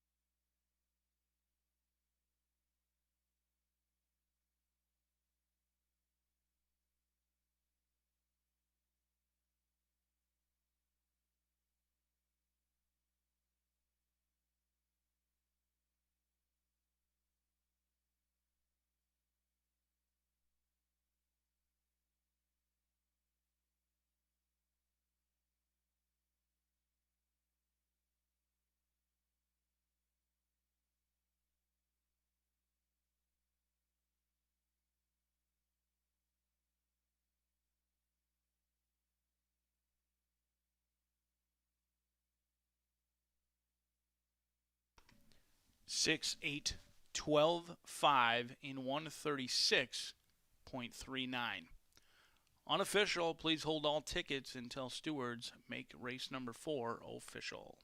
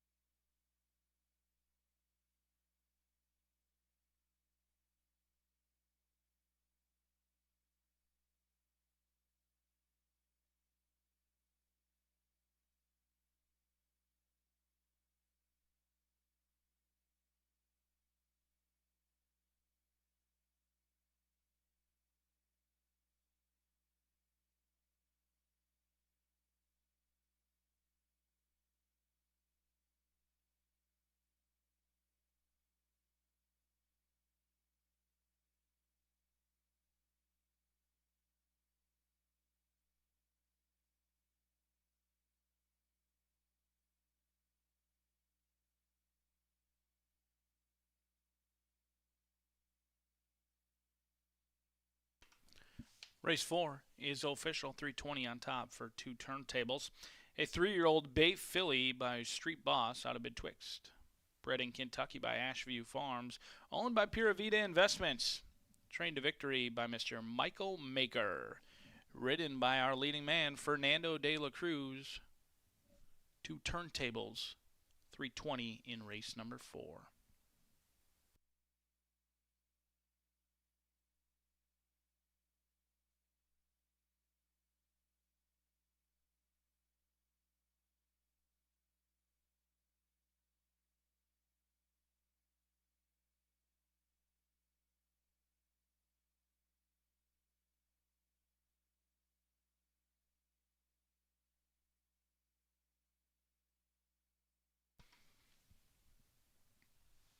$1 exacta, 6.8, 6.40, 50-cent trifecta, 47.85, 10-cent superfecta, 42.42. Your $1 double, which began in race 3, 6.40. Pick 3, 1980. 1980 for that pick 3. We'll kick off the Itoba pick 4 with over $41,000 already in the pool in race 5. Now 19 minutes away, 15% takeout. Scratch number 7, Cora's Legacy.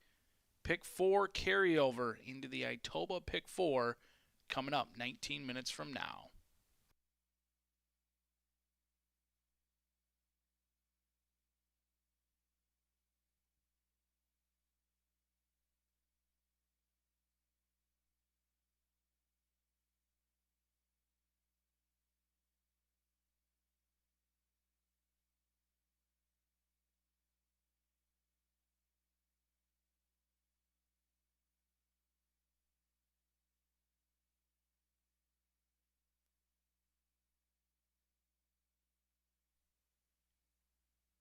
They are off and running as Argentina Dad showing speed early into this race, but then comes Bella Bluegrass the Gray, but none are quicker than 2 turntables, and 2 turntables goes right to the lead. Rockaway Reef now pressing 2 turntables. Bella Bluegrass in between lead the way. Sunday Slipper got down to the 3 path. After that comes Milvin, the 5-year-old and lone mare in this field is sitting in 6th. Outside of that one comes Napa Girl, the first-time starter, is 8 out of it. Then Argentina Dad, content to ride that rail. Tricky Fury got down to the 2 path, as did Electra King. And Tona Lily can see them all as 2 turntables at 3 to 5 sets a reasonable opening quarter at 24.29. Rockaway Reef and Joe Ramos providing token pressure. They're 3 lengths clear from Bella Bluegrass and a half, and 48.49. A controlled early pace in this one as lead the way in 4th. Then comes Sunday Slipper, who's showing an improved effort. Milvin and the daughter of California Chrome trying to run into it. Napa Girl, the first-time starters, under a drive. Still nothing from Tricky Fury. Tona Lily, Argentina Dad would have a lot of work to do, and Electric King is a mile out of it behind 2 turntables, who cuts for the money. Rockaway Reef has been right on the hip of 2 turntables throughout, but Fernando de la Cruz and 2 turntables repelling all challengers. Fernando de la Cruz and 2 turntables make every pole a winning one, as 2 turntables kicks off the pick 5 at 3 to 5.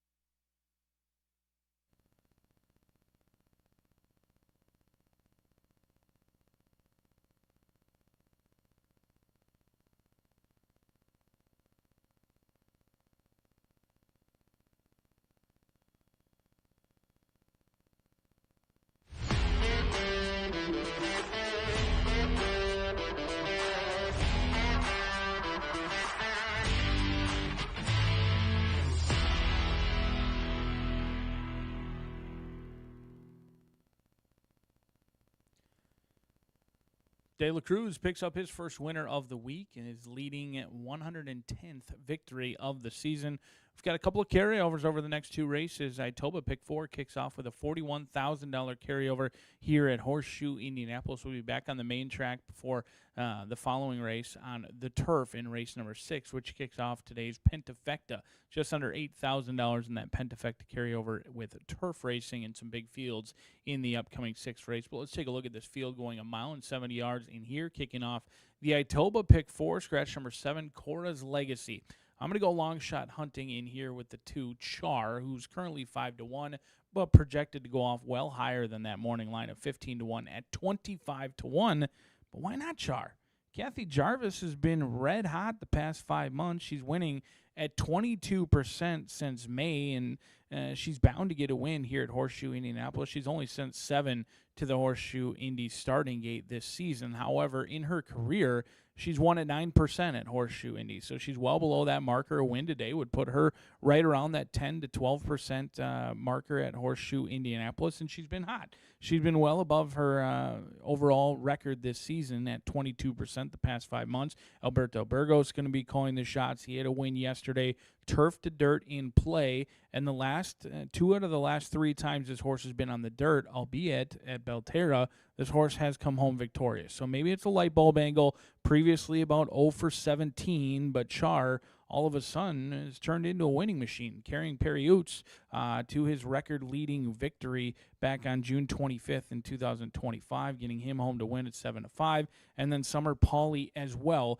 at Belterra. So 2 wins very recently on the dirt, and should get some pace to chase in here. Has been finishing off her races very nicely. We'll see if Char can upset the apple cart in here. 5-1, but projected to go off as high as 25-1. The 6 is what all the rage is about, La Orgullosa in here for Joe Davis. Fernando de la Cruz looking for his riding double in here. The 2-time winner makes start number 13 today. This 3-year-old filly by Jimmy Creed comes off of a better-than-it-looks 5th-place finish on the turf. Now goes turf to dirt, but does have short rest, only about 11 days of a breather. The only concern I had with this one is while the numbers are very good, and if you're a buyer speed figure person, this horse has been running very nicely since going over to Joe Davis, 71 and 62. They were against horses that wanted to be on the turf. This was the first time they had entered on the main track. So 3 races in a row, they were intentionally trying to get on the turf. They did get on the turf last time out. Now they go back to the main track.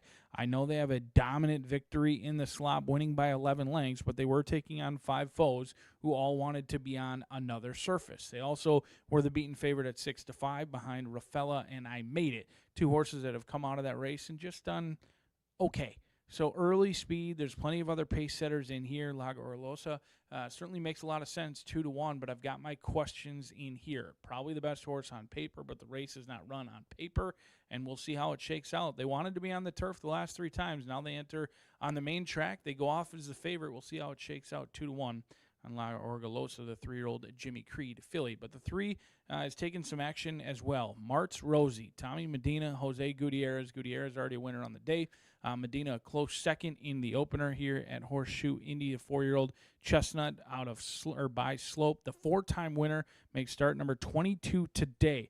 Now, they've always been on the main track primarily, only 1 start on the turf, and they have a ton of speed in here as well. I think they're going to go right to the lead and not mess around. Her best races are when she hits the lead early in her races, and she continues to find and oftentimes extends that lead. You do know fairly early on if she's going to be a winner that day. Now, she did close from out the pace back on September 5th. But she usually likes to be very close to the front. I think she's going to show more speed. She's been freshened up since September 10th. That was a $100,000 Hoosier Heartland handicap race where she went off at 80-1 and faced some of the nicest 3-year-old fillies and mares all bred in Indiana in that $100,000 handicap race. She's been freshened since. She should be feeling good. She's got 1 workout in the mud, and she's getting a ton of class relief. She's never been in for 5. Some may look at this as a red flag class drop, exiting stakes ranks down to the 5,000, but it's the end of the meet. And you've got a 4-year-old filly who's simply out of condition. She's not eligible for non-winners of 2, not eligible for non-winners of 3. And Martz Rosie gets into a reasonable spot for connections that just win races and pick up paychecks. Let's take a look at this Itoba Pick 4. $41,000 already in the pool. My projections are the money's going to go off right around $250,000 in that Itoba Pick 4 pool. I'm going to use the top 3 selections in here, 2, 3, and 6. I don't think you need to go much deeper than that because in race 6 and 7, you have to go quite deep. In the 7th race, you could justify using many more than I did. I'm keying in on the 2 that I fancy the most. Race number 6 is a complete guessing game. A mile and a 16th, 12 of them enter the gate. Many of them are looking for their first win on the turf. Some of them lightly raced. Others have had many more opportunities. We're going to spread out and look for chaos in the 6th. Race number 7, we're going to go a little bit lighter. We went deep in our pick 5, but we'll go light in our pick 4. Creek Valley along with your outside runner in Neon Leon for Tiana Richardville and Joe Ramos. The single's going to come in the finale with Randy Klopp, Joe Ramos, Mr. Negativity, looking to provide some positivity on your Tuesday as some sprinkles joining us here at Horseshoe Indianapolis. We're 4 minutes away from the Itoba late pick 4, already almost $100,000 in new handle. That doesn't even include the $41,000 of my money as well, already in that carryover pool. Hopefully we can get some of our money back from yesterday, but almost $100,000 in new handle as we're still 5 minutes away from race number 5 right here at the shoe.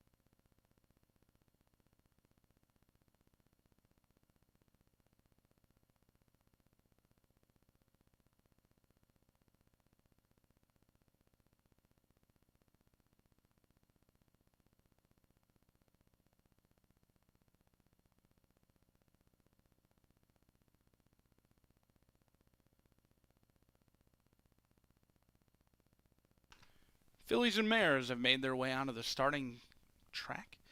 They'll make their way onto the turf course. 2 minutes away from race number 5. Kicks off the Itoba Pick 4 with that $41,000 carryover. Can't win it if you're not in it. Good luck.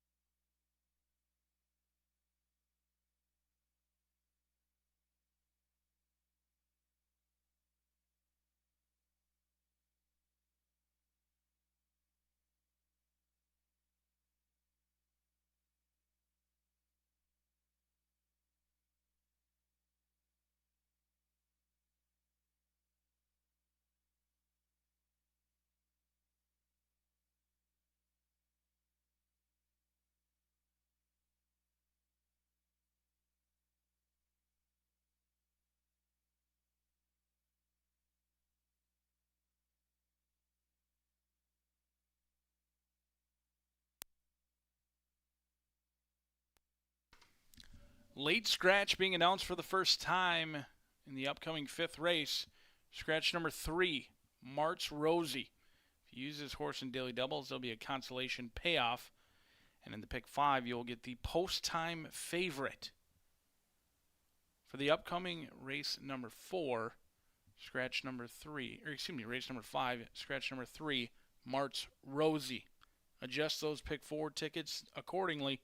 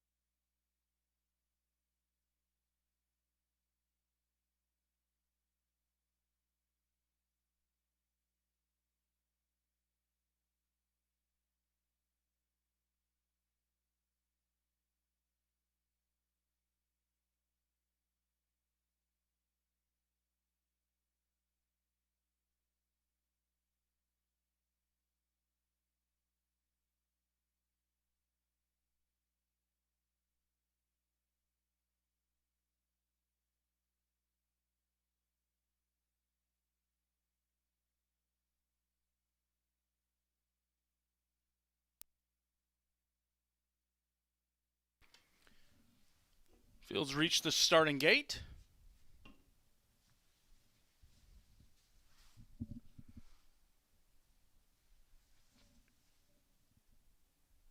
Shar goes in, backs out. Evil Intentions. Rodney Prescott aboard. Waiting on Rev's run. They are off and running, and La Orgolosa at 4-5 breaks alertly, as does Pounds in Town. Going to hold that rail position. Evil Intentions backing off the three-headed pace duel into that first turn as it's Pounds in Town from La Orgolosa, and Rev's run 3 wide, but in a good position early on. Then comes Evil Intentions. Char and Alberto Burgos sitting in 5th, along with Ranch Life, and Greatest Moment is already encouraging Alex Ashard through a reasonable opening quarter in 24.36. Now Rev's run putting the pressure to Pounds in Town. La Orgolosa and Fernando de la Cruz in between those two as Evil Intentions sits in 4th. Outside of that comes Ranch Life. Inside is Char moving into it with the purple sleeves and the pink helmet cover through a half in 48.63. Pounds in Town now has to deal with La Orgolosa. Rev's run at 7-1 is being encouraged by Sammy Bermudez to keep pace. Rodney Prescott and Evil Intentions looking to swing into it 4 wide under encouragement, but trying to get on terms. Char is losing ground, still nothing from Greatest Moment, and Ranch Life is dropped completely out of it. La Orgolosa pokes that head in front, but has to deal with Evil Intentions. Rev's run still battling on, as is Pounds in Town. La Orgolosa finding more at the 8th pole. La Orgolosa looking to go clear. Rev's run is just kind of hanging around as La Orgolosa is battling down deep. La Orgolosa gets the 2nd win in a row for Fernando de la Cruz in 144.36.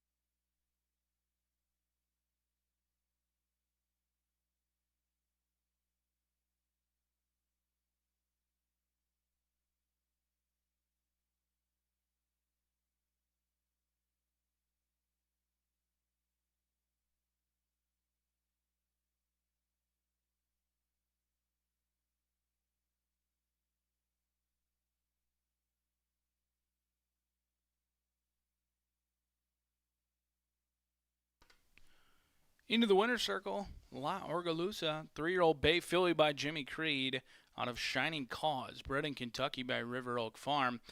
Owned by Jimenez Racing Stables, trained by Joe Davis. It's a riding double for rider Fernando de la Cruz.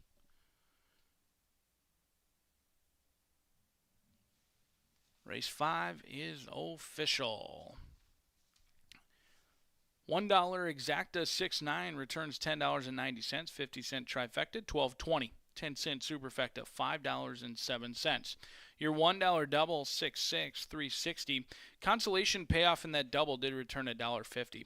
50-cent pick 3, $7.50. First pick 4 of the day, $2 pick 4, $131.20. First pick 5 of the day, a chalky sequence, $71.50. We'll be back on that turf course 19 minutes from now. Scratch numbers 13 and 14. We do have a Pentafecta carryover, $7,552 in that Pentafecta. 12 of them go a mile and a 16th on a firm turf course 18 minutes from now.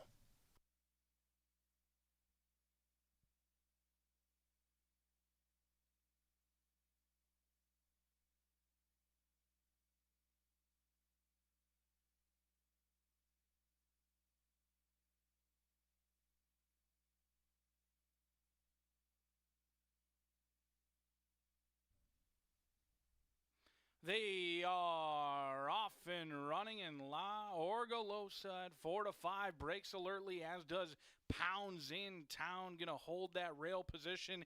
Evil Intentions backing off the three-headed pace duel into that first turn as it's Pounds in Town from La Orgullosa, and Revs Run 3 wide, but in a good position early on. Then comes Evil Intentions, Char and Alberto Burgos sitting in 5th, along with Ranch Life, and Greatest Moment is already encouraging Alex Ashard through a reasonable opening quarter in 24.36. Now Revs Run putting the pressure to Pounds in Town.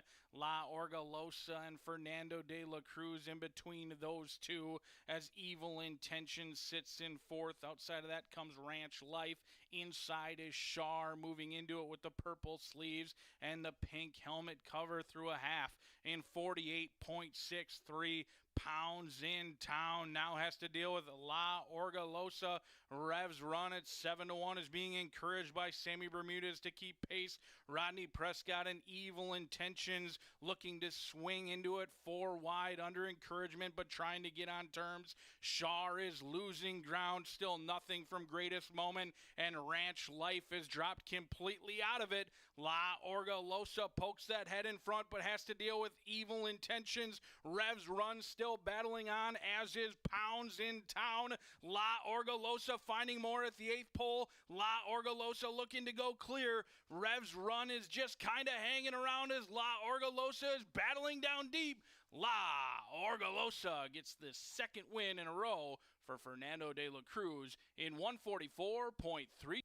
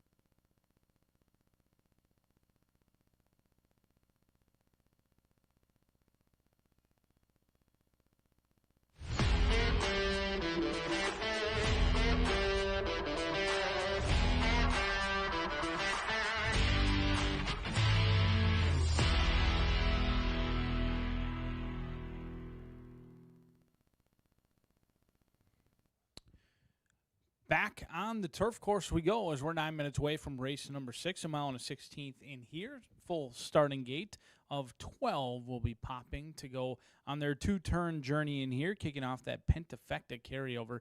Just under $8,000 in carryover money into that Pentafecta. You got to get the first 5 finishers right in this race on the turf, and that can be challenging, especially when you've got a wide open event such as this one. It looks at this point like we're going to have a favorite between number 6. I think the 3 and the 7 are likely going to go off very close to second and third choice in here based on monitoring those wheel pays, but Samba Lover currently favored at 2-1. The 3 and the 7 likely to take the lion's share of the late action in here, but I'm going to go long shot hunting. I thought this was a wide open event with a ton of speed, and with that, in a wide open event, I'm going to go looking for a long shot. And Joe Ramos had himself a very nice day yesterday. He had a riding double to kick off our racing week on Monday. He's already a winner on the day today. And Rogelio Labra picks up the ownership in here and the training duties from Mike Maker. Previously 0 for 8, now 1 for 9, looking to go 2 in a row, and I'm hopeful the light bulb angle may pay off. Now, this New York bred had some tough luck here at Horseshoe Indianapolis, lost a nose defeat at 3-1, and then came back and got a miracle bob above me compadre. But this is a horse who was absolutely flying late, ultimately looked like they were going to need one more jump, but they got the nose down on the wire in that race at 2-1. Has been favored in the last 2 starts, but now switches hands, new ownership, first start off the claim. Labra certainly not Mike Maker, and also takes on winners for the first time while going quite a bit up, not only in class taking on winners, but also in claiming price, $30,000 versus the $12,500 they just won for. However, does get pace to chase. You're going to get Joe Ramos, and you're going to get all of that 30-1. I know 12-1 on the board right now. Those projections would indicate this horse is going to go off actually at 31-1, right on that morning line price. Patronage will be flying late. Will they stop? I'm not sure. Maiden 12-5. They stop a lot faster than non-winners at 2 $30,000 claimers do. But Patronage has a lethal late running kick in here. We'll see if they can get the job done at 12-1. But a fellow long shot is going to be in post position number 9. I like how lightly races 4-year-old Jack Milton gelding is. Jack Rabbit. Marcelino Pedroza Jr. going to be aboard. This is a horse, another one who just broke the maiden last time out, and I was very impressed with how this horse did it.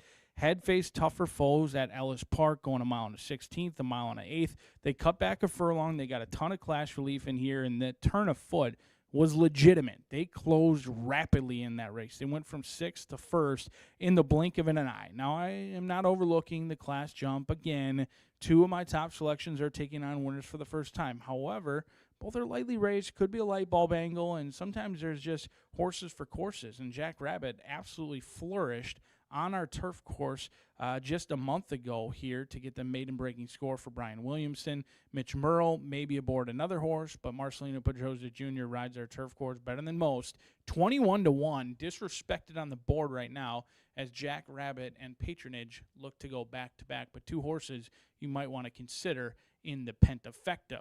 The 7 is the most reasonably priced horse I'm going to use. Mike Ewing in here for BB Prince. Sammy Bermudez going to be aboard, and he's been red hot. He had a riding triple yesterday. He's 5-1 on the board. This horse is in for $30,000. The first time they've gone from the allowance ranks to the claiming ranks in here with BB Prince for Bantry Farms. Second start off of the layoff. They were nothing short of dominant on debut. They debuted almost a year ago, 13 months since that debut for this 4-year-old who rode the rail, had a ton of horse, and once Viral gave him his head, absolutely dominated that field. Galloped out huge, glided over the turf, looked good. Looked so good that they came back in a salty allowance race just after Christmas at Turfway Park.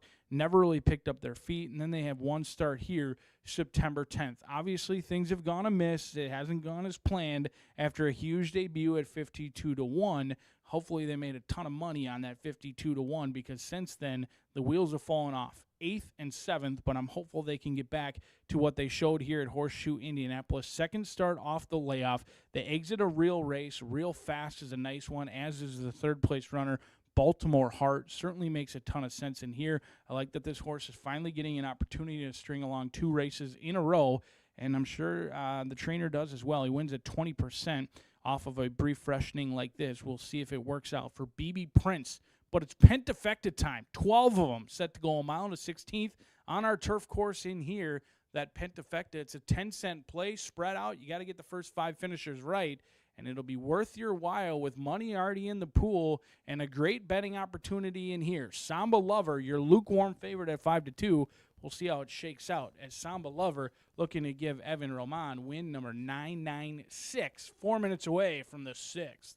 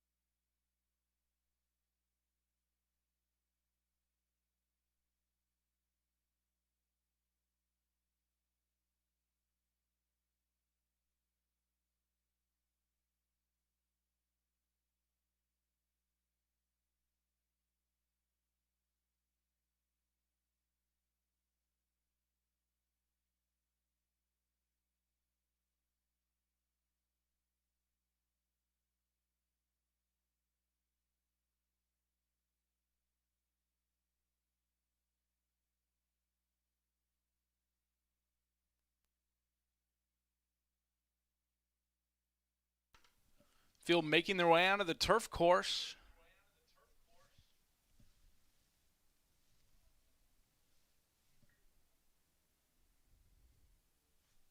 Rider off, number 7, Sammy Bermudez, off BB Prince.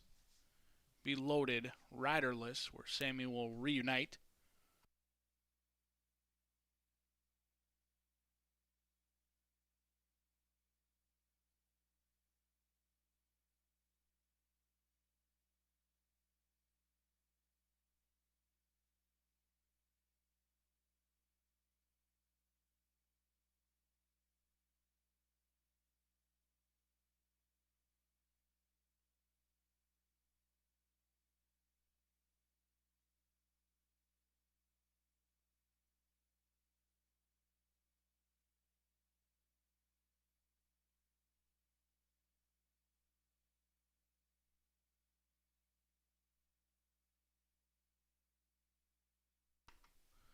Loading process has commenced. 4 runners in. Full starting gate. The sun's setting on 2025 and this beautiful Tuesday here in Shelbyville. Fletcher Bay has reared up and unseated Manny Esquivel.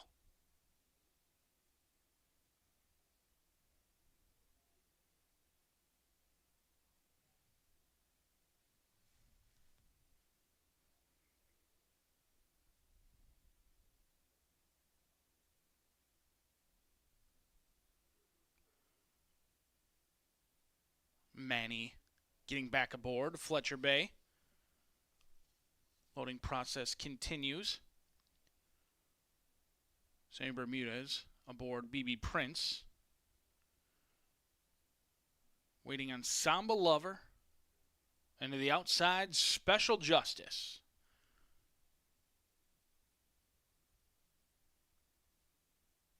Chestnut prefers to go in backwards. They're in.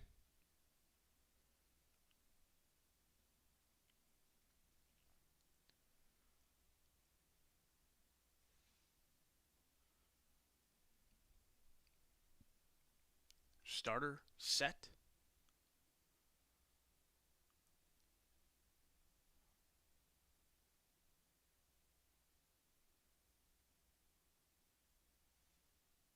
Still working on Special Justice, who's unsettled.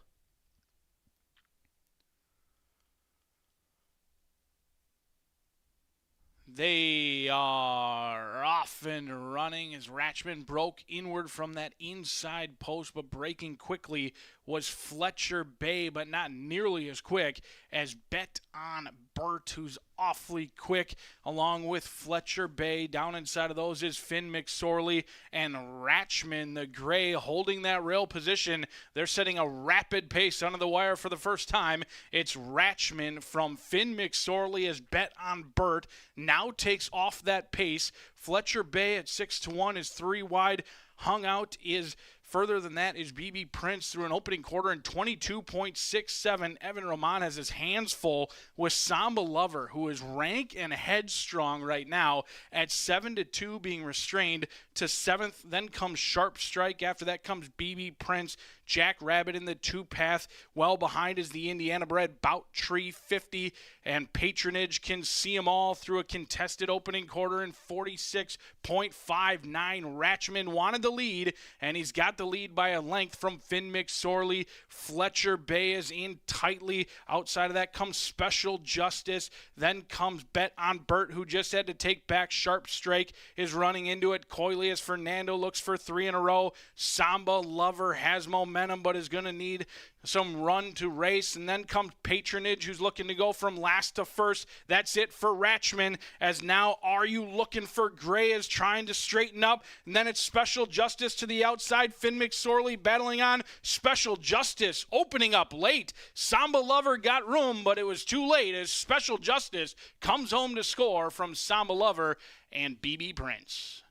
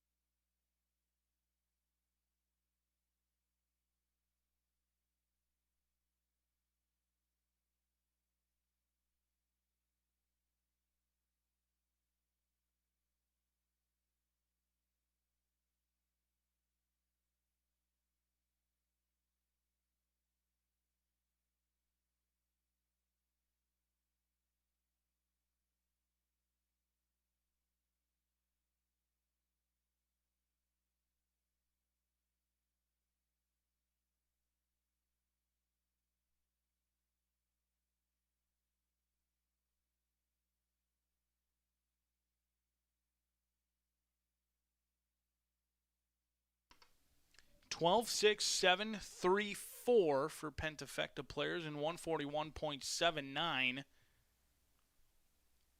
Tom Malloy. It's his 14th win. Hold them all. Still unofficial.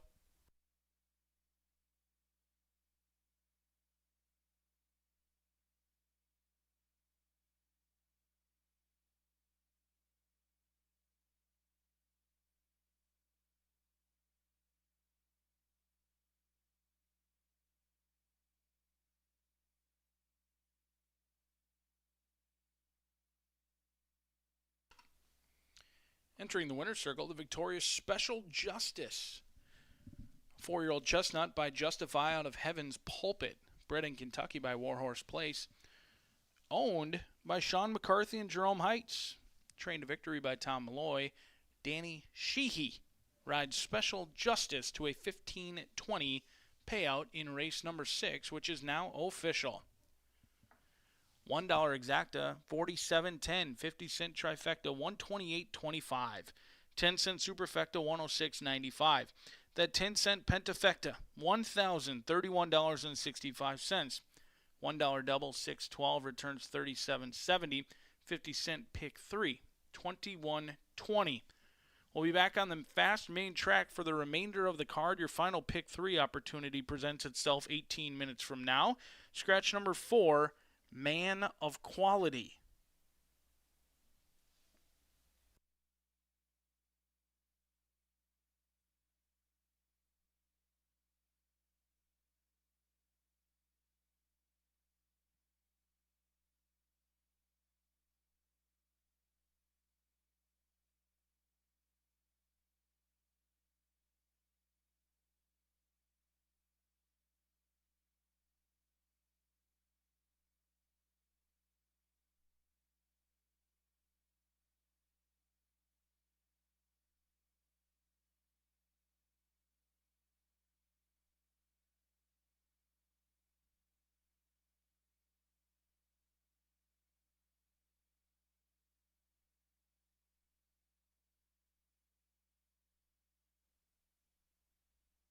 They are off and running as Ratchman broke inward from that inside post, but breaking quickly was Fletcher Bay, but not nearly as quick as Bet on Burt, who's awfully quick, along with Fletcher Bay. Down inside of those is Finn McSorley and Ratchman, the gray, holding that rail position. They're setting a rapid pace under the wire for the first time. It's Ratchman from Finn McSorley as Bet on Burt now takes off that pace. Fletcher Bay at 6-1 is 3 wide. Hung out is further than that is BB Prince through an opening quarter in 22.67. Evan Roman has his hands full with Samba Lover, who is rank and headstrong right now at 7-2, being restrained to 7th. Then comes Sharp Strike. After that comes BB Prince. Jack Rabbit in the 2-path. Well behind is the Indiana bred Bout Tree 50. And Patronage can see them all through a contested opening quarter in 46.59. Ratchman wanted the lead, and he's got the lead by a length from Finn McSorley.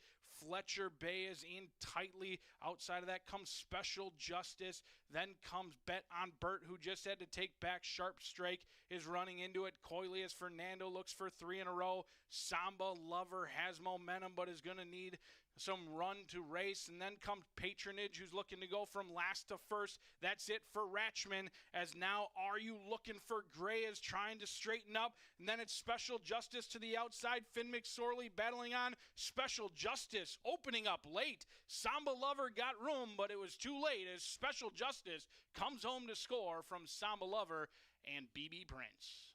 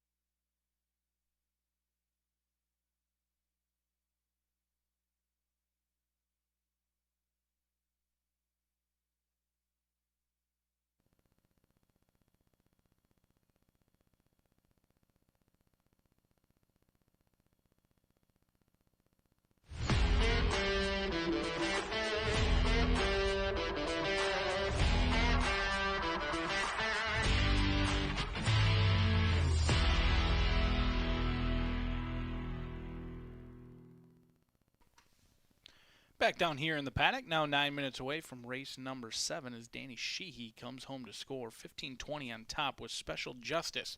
If you're alive in those pick 4s or pick 5s, I think that horse is going to play a lot larger than 15-20. The late money seemed to hammer Special Justice in that turf race in there, but that Pentafecta returns over $1,000 in the Pentafecta. 9 minutes away from race number 7, your final daily double final pick 3 opportunity on a Tuesday here at Horseshoe Indy in race number 7. We're going to go back out to a fast main track. 6 furlongs the distance. Scratch number 4, Man of Quality. On your screen is my top selection, Creek Valley.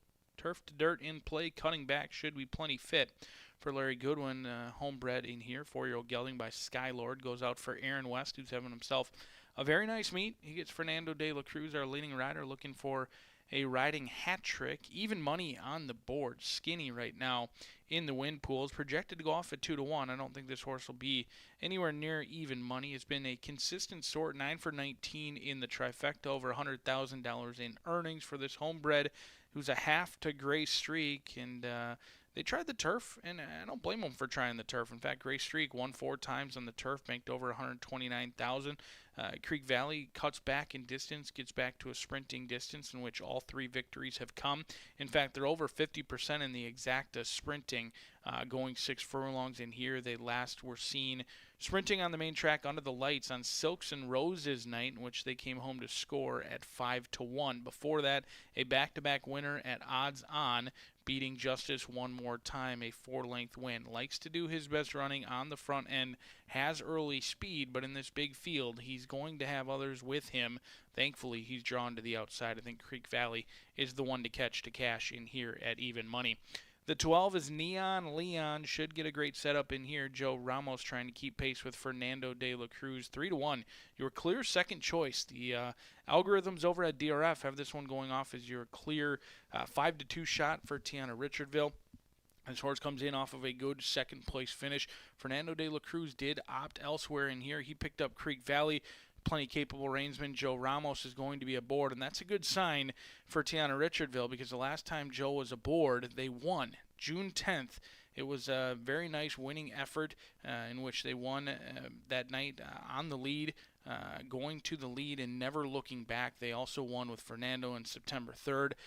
Neon Leon's had a very nice season, banked over $70,000. Another one who's been consistent, 3 wins this year, 4 seconds.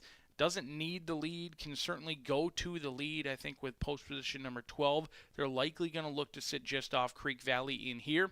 3-1 on the board. The bettors right now making this a 2-horse event between the 9 and the 12. I do agree, but it's certainly much more wide open than that. Maybe the best value could come from One Destination. Torres owns and trains One Destination, who's on the board right now at 20-1, but that seems like fool's gold.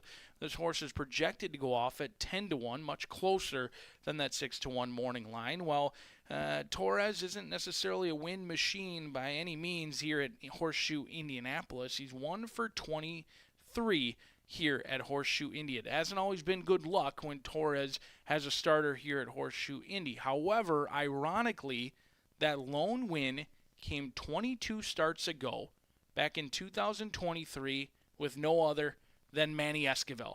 They're going to reunite today and see if they can't get Torres his second win here at Horseshoe Indianapolis, but I did find that fascinating. They teamed up for the first time ever here at Horseshoe Indy, and they went a perfect 1-for-1. Since then, 0 for 22, but you're going to get fair value, 20-1 on One Destination, who goes turf to dirt, cuts back. We've seen some Belterra success here later on in the season as we're 5 minutes away from race number 7. The bettors are all over Creek Valley and your outside runner Neon Leon. We'll see how it shakes out under the lights at the shoe.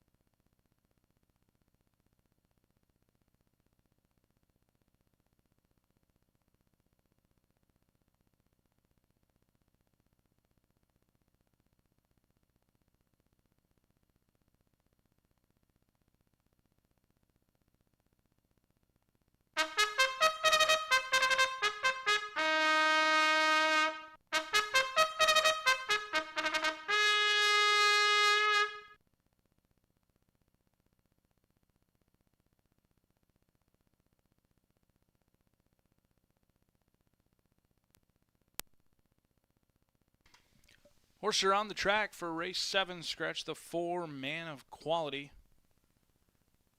Late pick 3.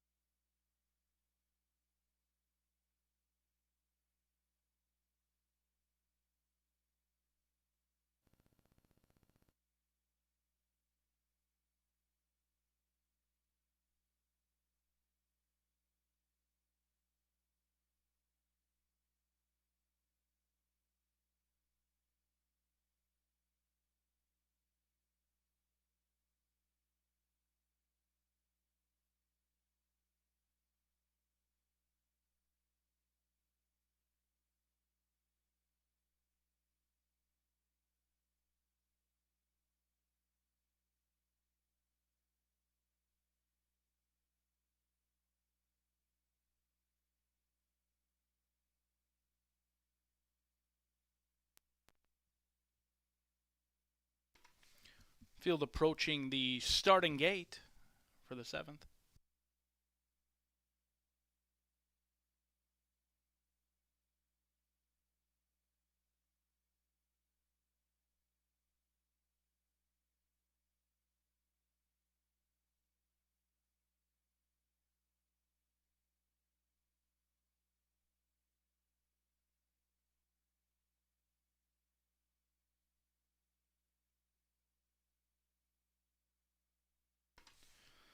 Javi goes in alongside Howard's Grit. First two to load. Up next, Wings of God.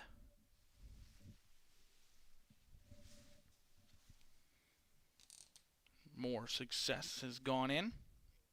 Creek Valley. Memes.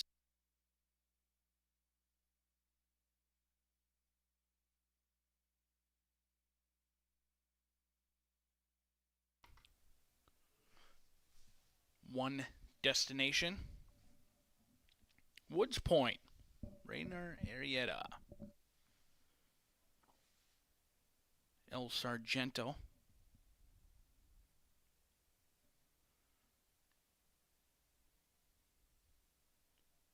The last to load will be Neon Leon.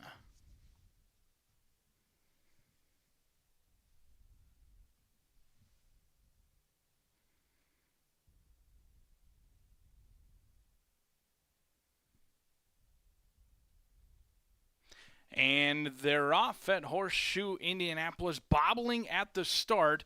Look to be Creek Valley or Flying Ryan, but Creek Valley is well behind Flying Ryan with that bobbling start. But Javi at 14-1 breaks alertly, as does Wings of God. The Florida bred sits in second, just inside of Woods Point. Then comes One Destination along with More Success.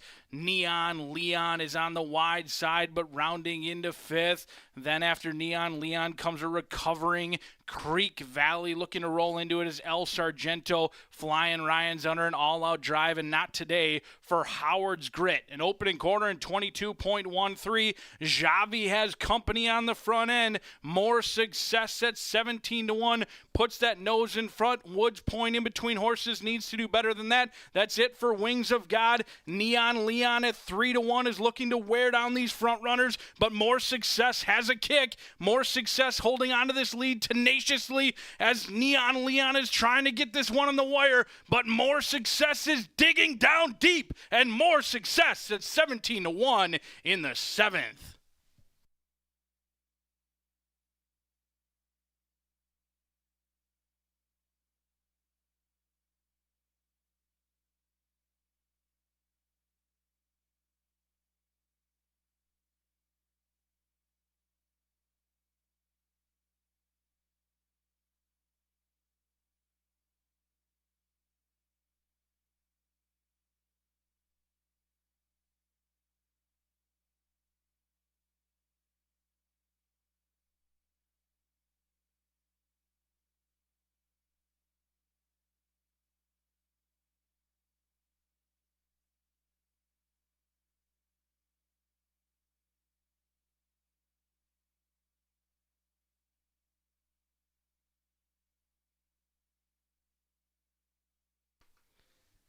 Eight, 12, 1 in 110.38, a photo to determine fourth.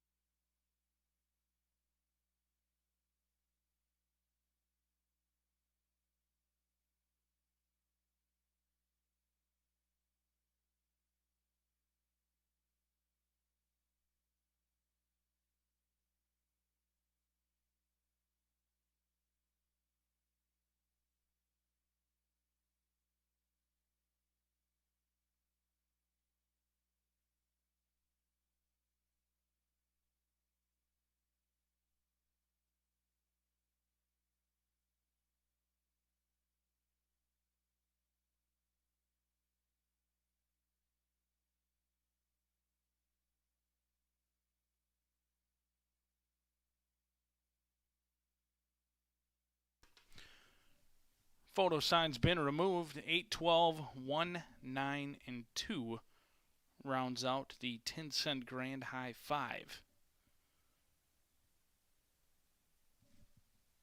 Still unofficial.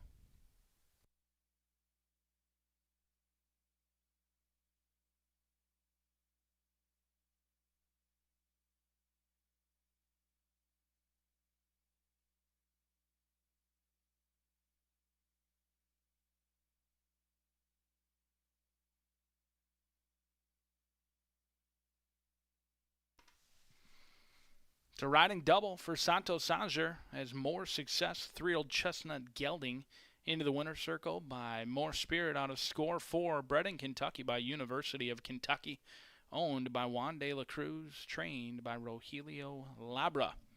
A riding double for Santos Sanger as More Success brings home $37.40 on top in the now official 7th race. Your $1 exacta 93.20 50-cent trifecta $540.30. Your 10-cent soup 812.19 447.83. That pentafecta, another pentafecta over $1,000, $1,098.32.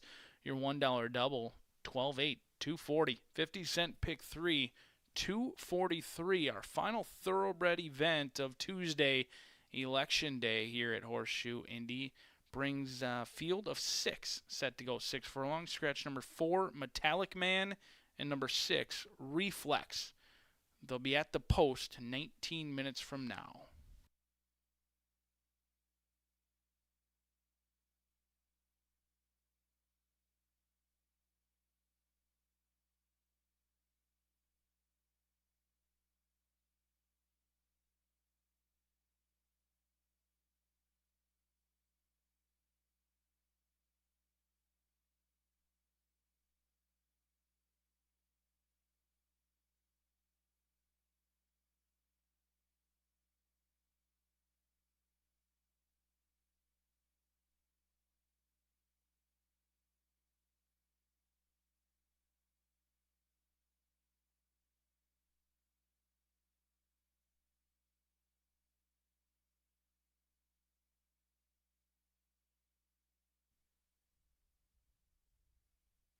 And they're off at Horseshoe Indianapolis, bobbling at the start. Looked to be Creek Valley or Flying Ryan, but Creek Valley is well behind Flying Ryan with that bobbling start. But Javi at 14-1 breaks alertly, as does Wings of God. The Florida bred sits in second, just inside of Woods Point. Then comes One Destination along with More Success. Neon Leon is on the wide side, but rounding into 5th. Then after Neon Leon comes a recovering Creek Valley. Looking to roll into it is El Sargento. Flying Ryan's under an all-out drive, and not today for Howard's Grit. An opening quarter in 22.13. Javi has company on the front end. More Success at 17-1. Puts that nose in front. Woods Point in between horses needs to do better than that. That's it for Wings of God. Neon Leon at 3-1 is looking to wear down these front runners, but More Success has a kick. More Success holding on to this lead tenaciously as Neon Leon is trying to get this one on the wire, but More Success is digging down deep, and More Success at 17-1 in the 7th.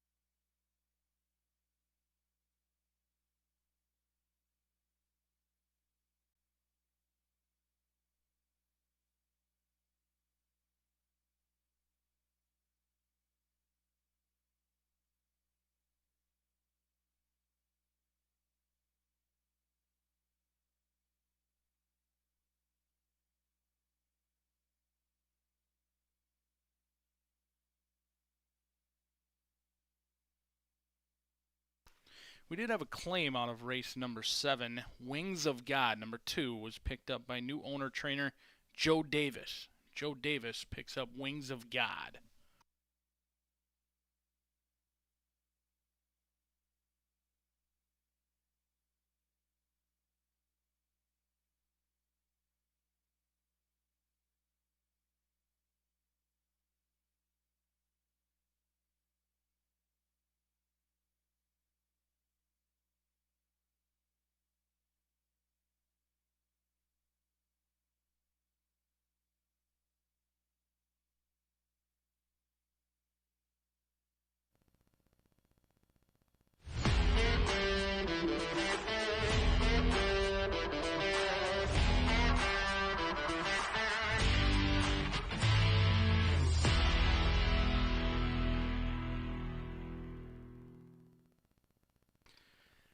Back down here in the paddock, 11 minutes away from race number 8. Final thoroughbred event of the day. As another long shot comes home to score in that 7th and spices up both the pick 5 and that pick 4. If you're still alive, certainly wish you the best of luck. 37.40 on top for more success, but we move along to our late daily double opportunity. Scratch 4 and 6 out of this event. On your screen is the good-looking Mr. Negativity.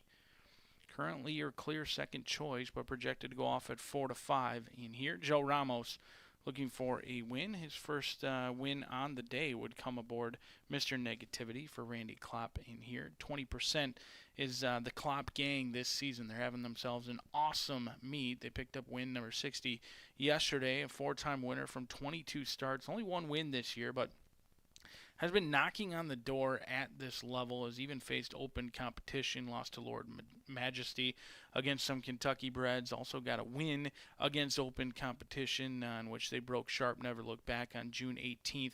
A very tactical sort, though, this 5-year-old chestnut. He'll do whatever they ask. Mitch Myrtle had previously been aboard almost all the starts this season. It hadn't been since June 5th that Joe Ramos was aboard. Mitch had a first, a sixth, a third, and a third.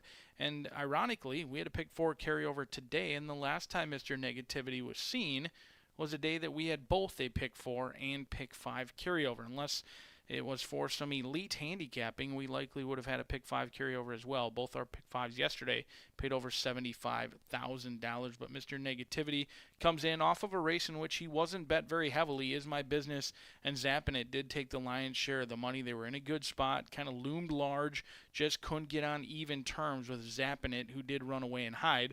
Since then, Is My Business has ran first and third as well, and ran even running third place finish earlier this week is the beaten favorite. But Mr. Negativity's been given some time off. This 5-year-old should come back fresh.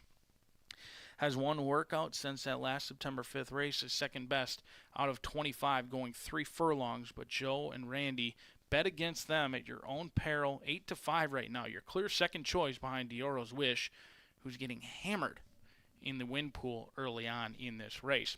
The one is down on the inside. It's Benny's Day. Alex Ashard, Joe Davis. He just picks up another horse, a Florida bred out of race number 7. He looks for a win in here to pay those bills with Benny's Day. 2-time winner from 16 starts. In for a tag. Exits race against Is My Business October 9th, in which it ultimately turned out to be a 2-horse race. Is My Business and Jam and Justice were 4 lengths clear of Benny's Day, who was even throughout, and when he's had success, he's been tactical. He doesn't usually have enough speed to get the lead, but he does have enough speed to sit in that second tier. And you've got a capable reinsman in Alex Ashard who wins at 16%. He certainly knows his way around our racetrack. You should get a ground-saving trip. If the 5 and the 8 duel around, I think Benny's Day is going to be the first one to have an opportunity to pick up those pieces. They should get a ground-saving trip. They should sit in a good spot, 5 to 1. On the good-looking gray son of race day, looking for win number 3 and start number 17. After being 0 for 9 in 2024, Benny's Day, 2 wins from 7 starts this season. We'll see if he can keep it going in here as Benny's Day looks for another win out of the condition book. The 2 is 9 to 1 on the board. Mickey El Prado, Steve Fosdick, Alberto Burgos for Jerry Charlie. This Indiana bred's a 5-time winner but winless on the season. Last time out, they showed speed. They were ultimately outbroke, but they did sit just a length off those leaders. They moved up midway through the turn. They were in hand at the top of the lane. It looked like Mickey O'Prado might make a run of it, and then just kind of flattened out even very late. Went off at 15-1, so wasn't disappointing by any means. Beat half the field home, finishing fourth in a 9-horse field. I like the way this horse was right there when the real running started and didn't wave the white flag by any means. It's not as if Mickey O'Prado quit or got out of the bit. Stayed on evenly, just couldn't get to the leaders. Should get a great trip, as well spaced in here. Alberto Burgos had himself a very nice day yesterday. He looks for another winner in here with Mickey O'Prado. 3 wins last year, looking for the elusive 6th victory and first one of 2025. I think Mickey O'Prado deserves a long rook, but right now the bettors are saying Brian's just dead wrong. Dioro's Wish and Lily Gonzalez taking a ton of action in here. Danilo Gonzalez Rava, 6-5 on the board, currently heavily favored, and if you're thinking that's going to go up, it doesn't appear that way. DRF algorithms would indicate 6-5 is here to stay. Lily Gonzalez owns and trains the 7-time winner. Exiting starter allowance, was under a long drive last time out against Sleepy, but finally gets away some of those tough foes. They faced Sleepy the last 2 times. He's a back-to-back winner. But they have been at this level in the past. September 5th, they were a non-factor against Mr. Negativity. We'll see what's different today. 6-5 on the board. The early money, the smart money? Question mark? We'll find out 5 minutes away from race number 8.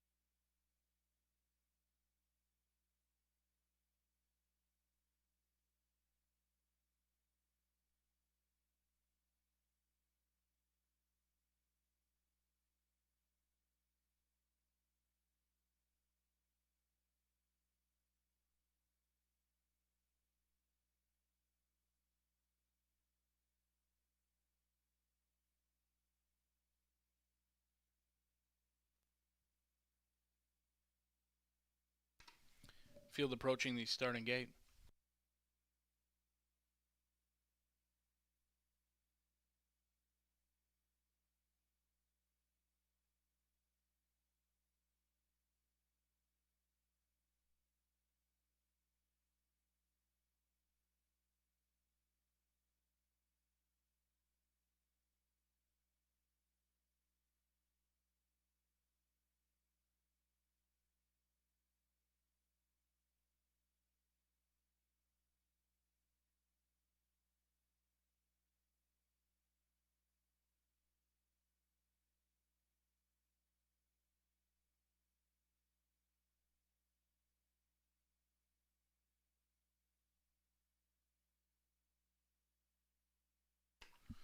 First to load, Benny's Day.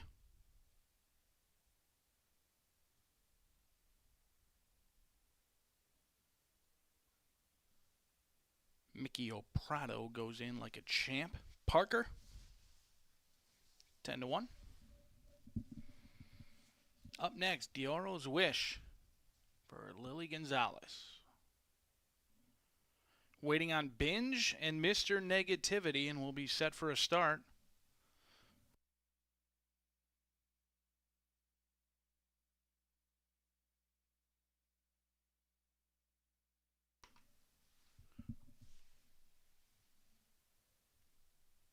They are off and running under the lights at Horseshoe Indianapolis. Joe Ramos broke alertly with Mr. Negativity.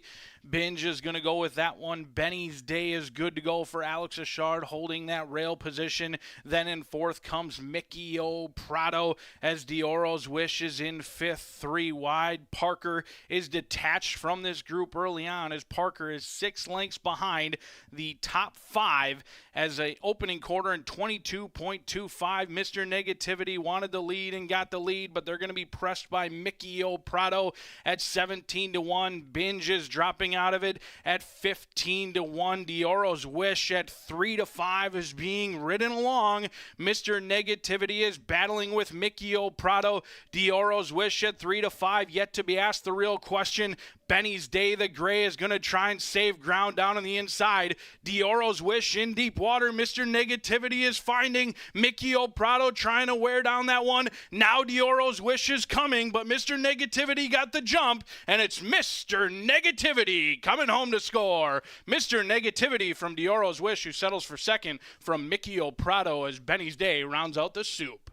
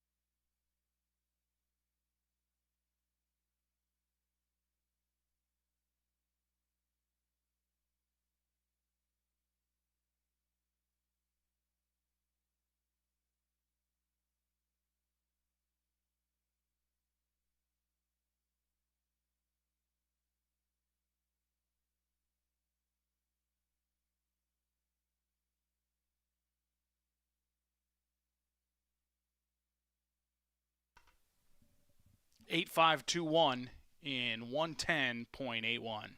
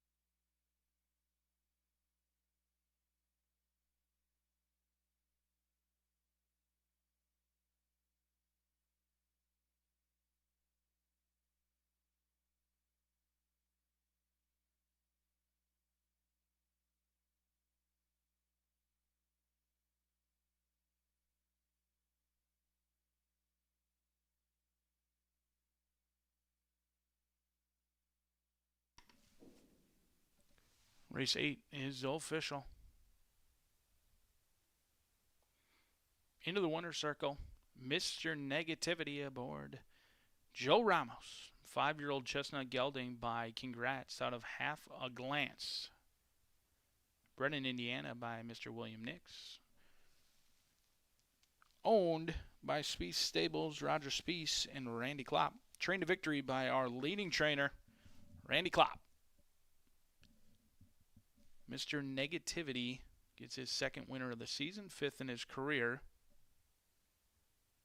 As race number 8 is official. Your $1 exacta, $5.10. 50-cent trifecta, $10.60. 10-cent superfecta, $6.20.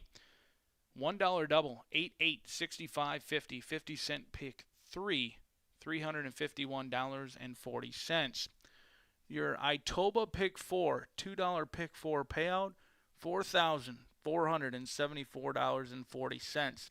That late flyer 5, $1,355.75.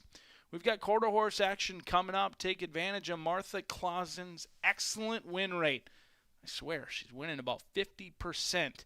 She's going to be on your screen just a few minutes from now. Scratch 11, 12, 13, and 14, 350-yard dash under a full moon here at Horseshoe Indianapolis in 15 minutes.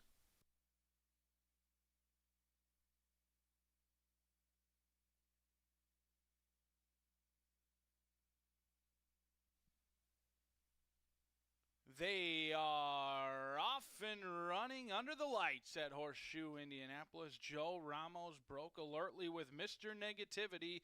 Binge is going to go with that one. Benny's Day is good to go for Alex Achard, holding that rail position. Then in 4th comes Mickey O. Prado as Dioro's Wish is in 5th, 3 wide. Parker is detached from this group early on as Parker is 6 lengths behind the top 5 as a opening quarter in 22.25. Mr. Negativity wanted the lead and got the lead, but they're going to be pressed by Mickey O. Prado at 17-1. Binge is dropping out of it at 15-1. Dioro's Wish at 3-5 is being ridden along.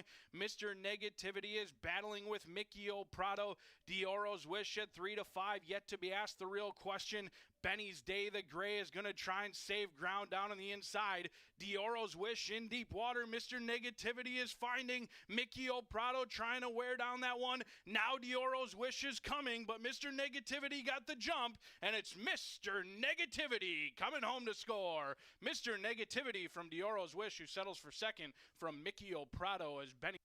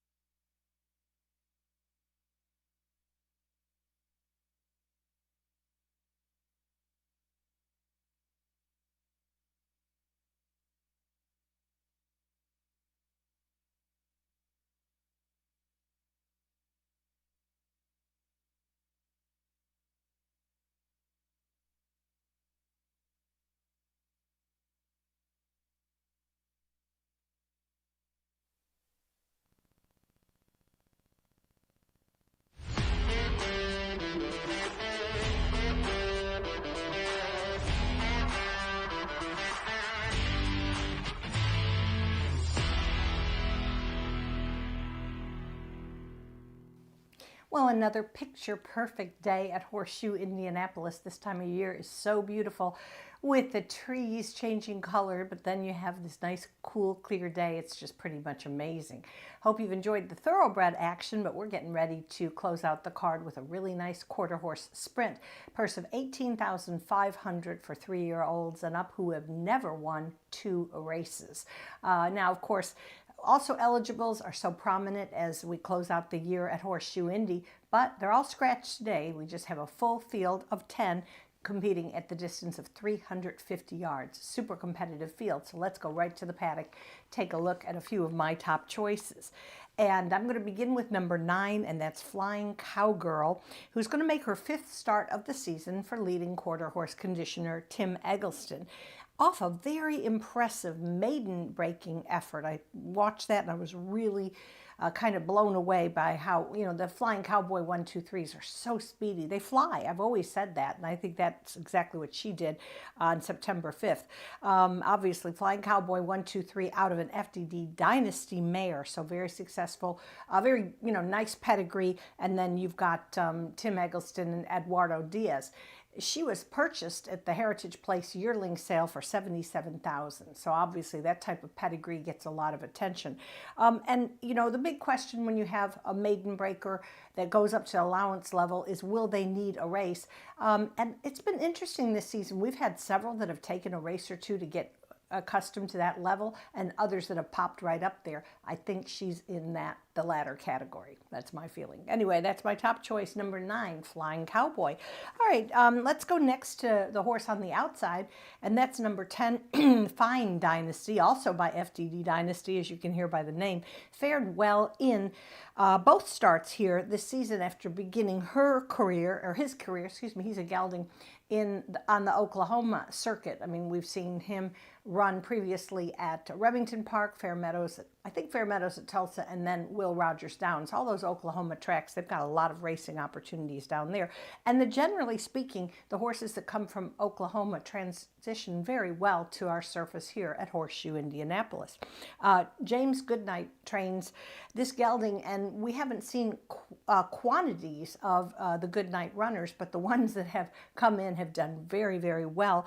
64% in the money, so you just can't ignore. The horse has a lot of speed.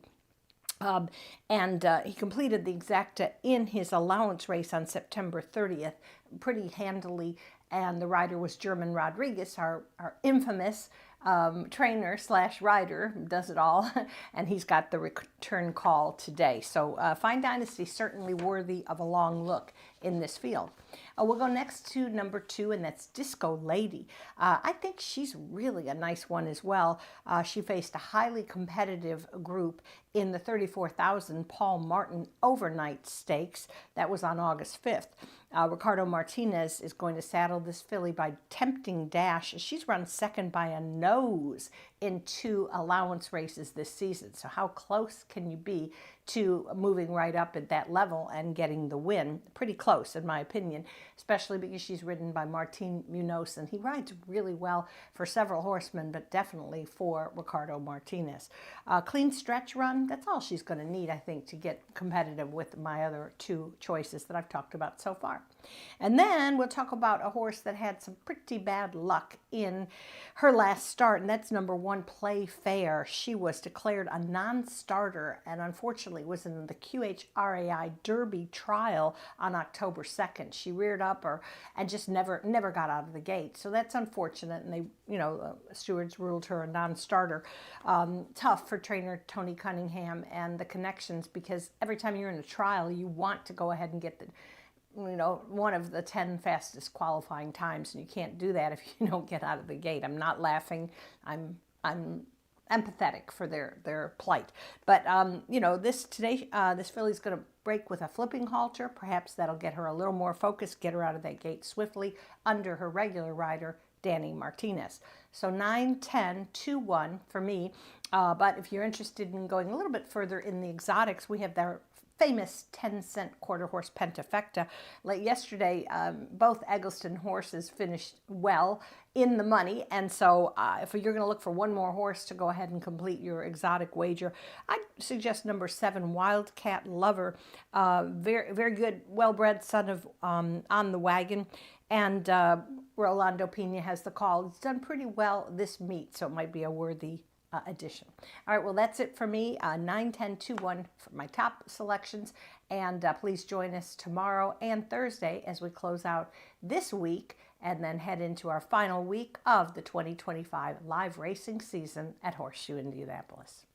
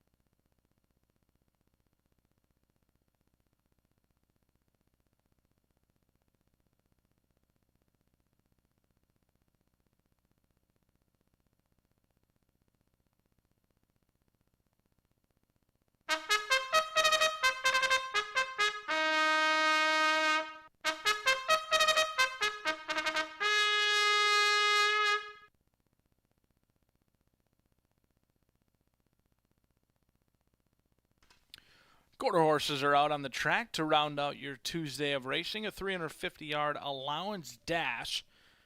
Scratch the also eligibles 11, 12, 13, and 14 out. Your current favorite, Fine Dynasty, on the outside post, 6 to 5, as they'll be at the gate shortly for the 350-yard sprint.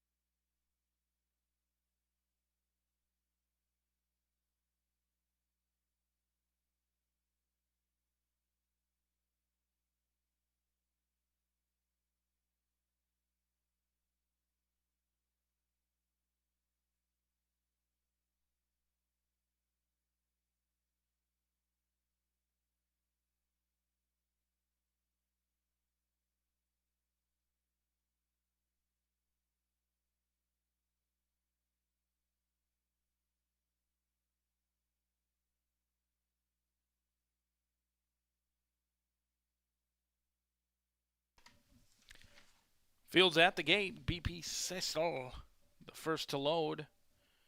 Then comes Skyline Spirit.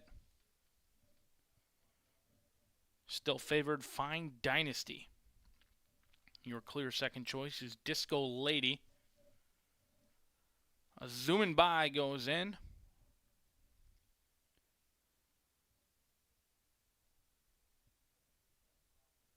Waiting on MW You Wished for this. Wildcat Lover.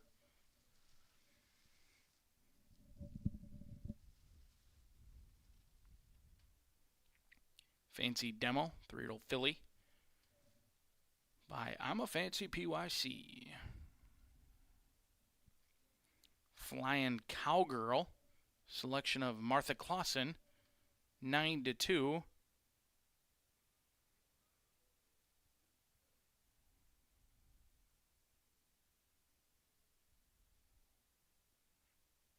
One out. Fine Dynasty. On the board at 3 to 2.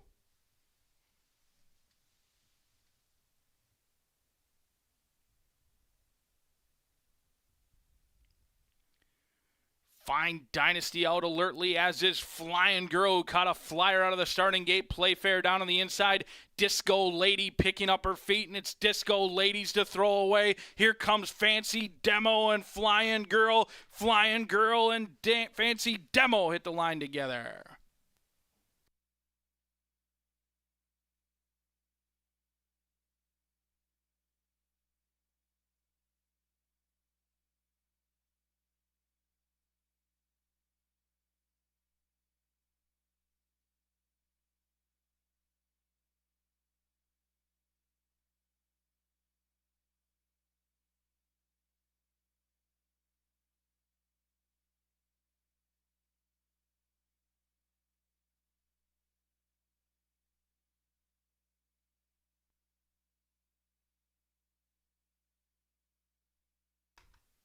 Tight photo to separate those top three.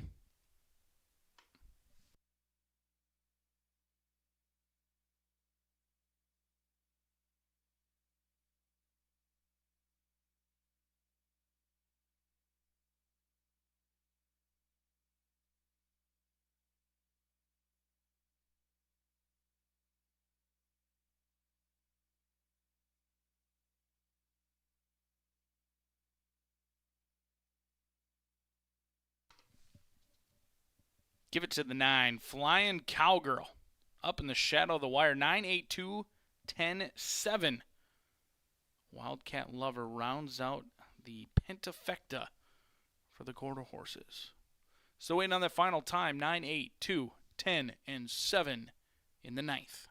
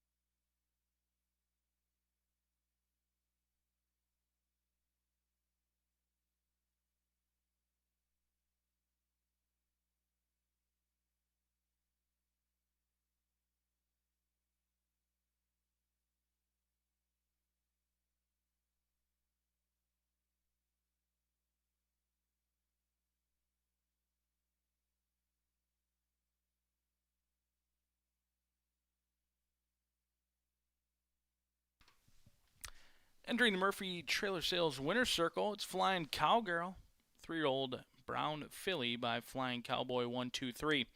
Out of Jen's Dynasty, bred in Texas by Bill Smith and Jerry Wyndham, owned by Diane Woodward, trained to victory by Tim Eggleston, his 49th victory of the season, ridden to victory by Luis Eduardo Luna Diaz. Flying Cowgirl, the top selection of Martha Clausen. As promised, another winner, $12 on top. Flying Cowgirl gets Martha home a winner. A $1 exacta returns $31.40. 50-cent trifecta, 982, little between them, $68.25. Your 10-cent superfecta, $30.87. 10-cent pentafecta, $139.86. Your final daily double of the evening, 8-9, $17.20.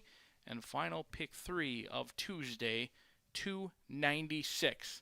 Live racing returns tomorrow on Wednesday at 2:10 first post here at Horseshoe Indianapolis. Our penultimate Wednesday of the meet goes off at 2:10. We've got an excellent card, 9 of them set to go to the starting gate, 8 thoroughbreds. We'll have the Horseshoe hat trick returning tomorrow if turf racing is a go. 3, 5, and 6 on the turf. Thanks for joining, and drive safely.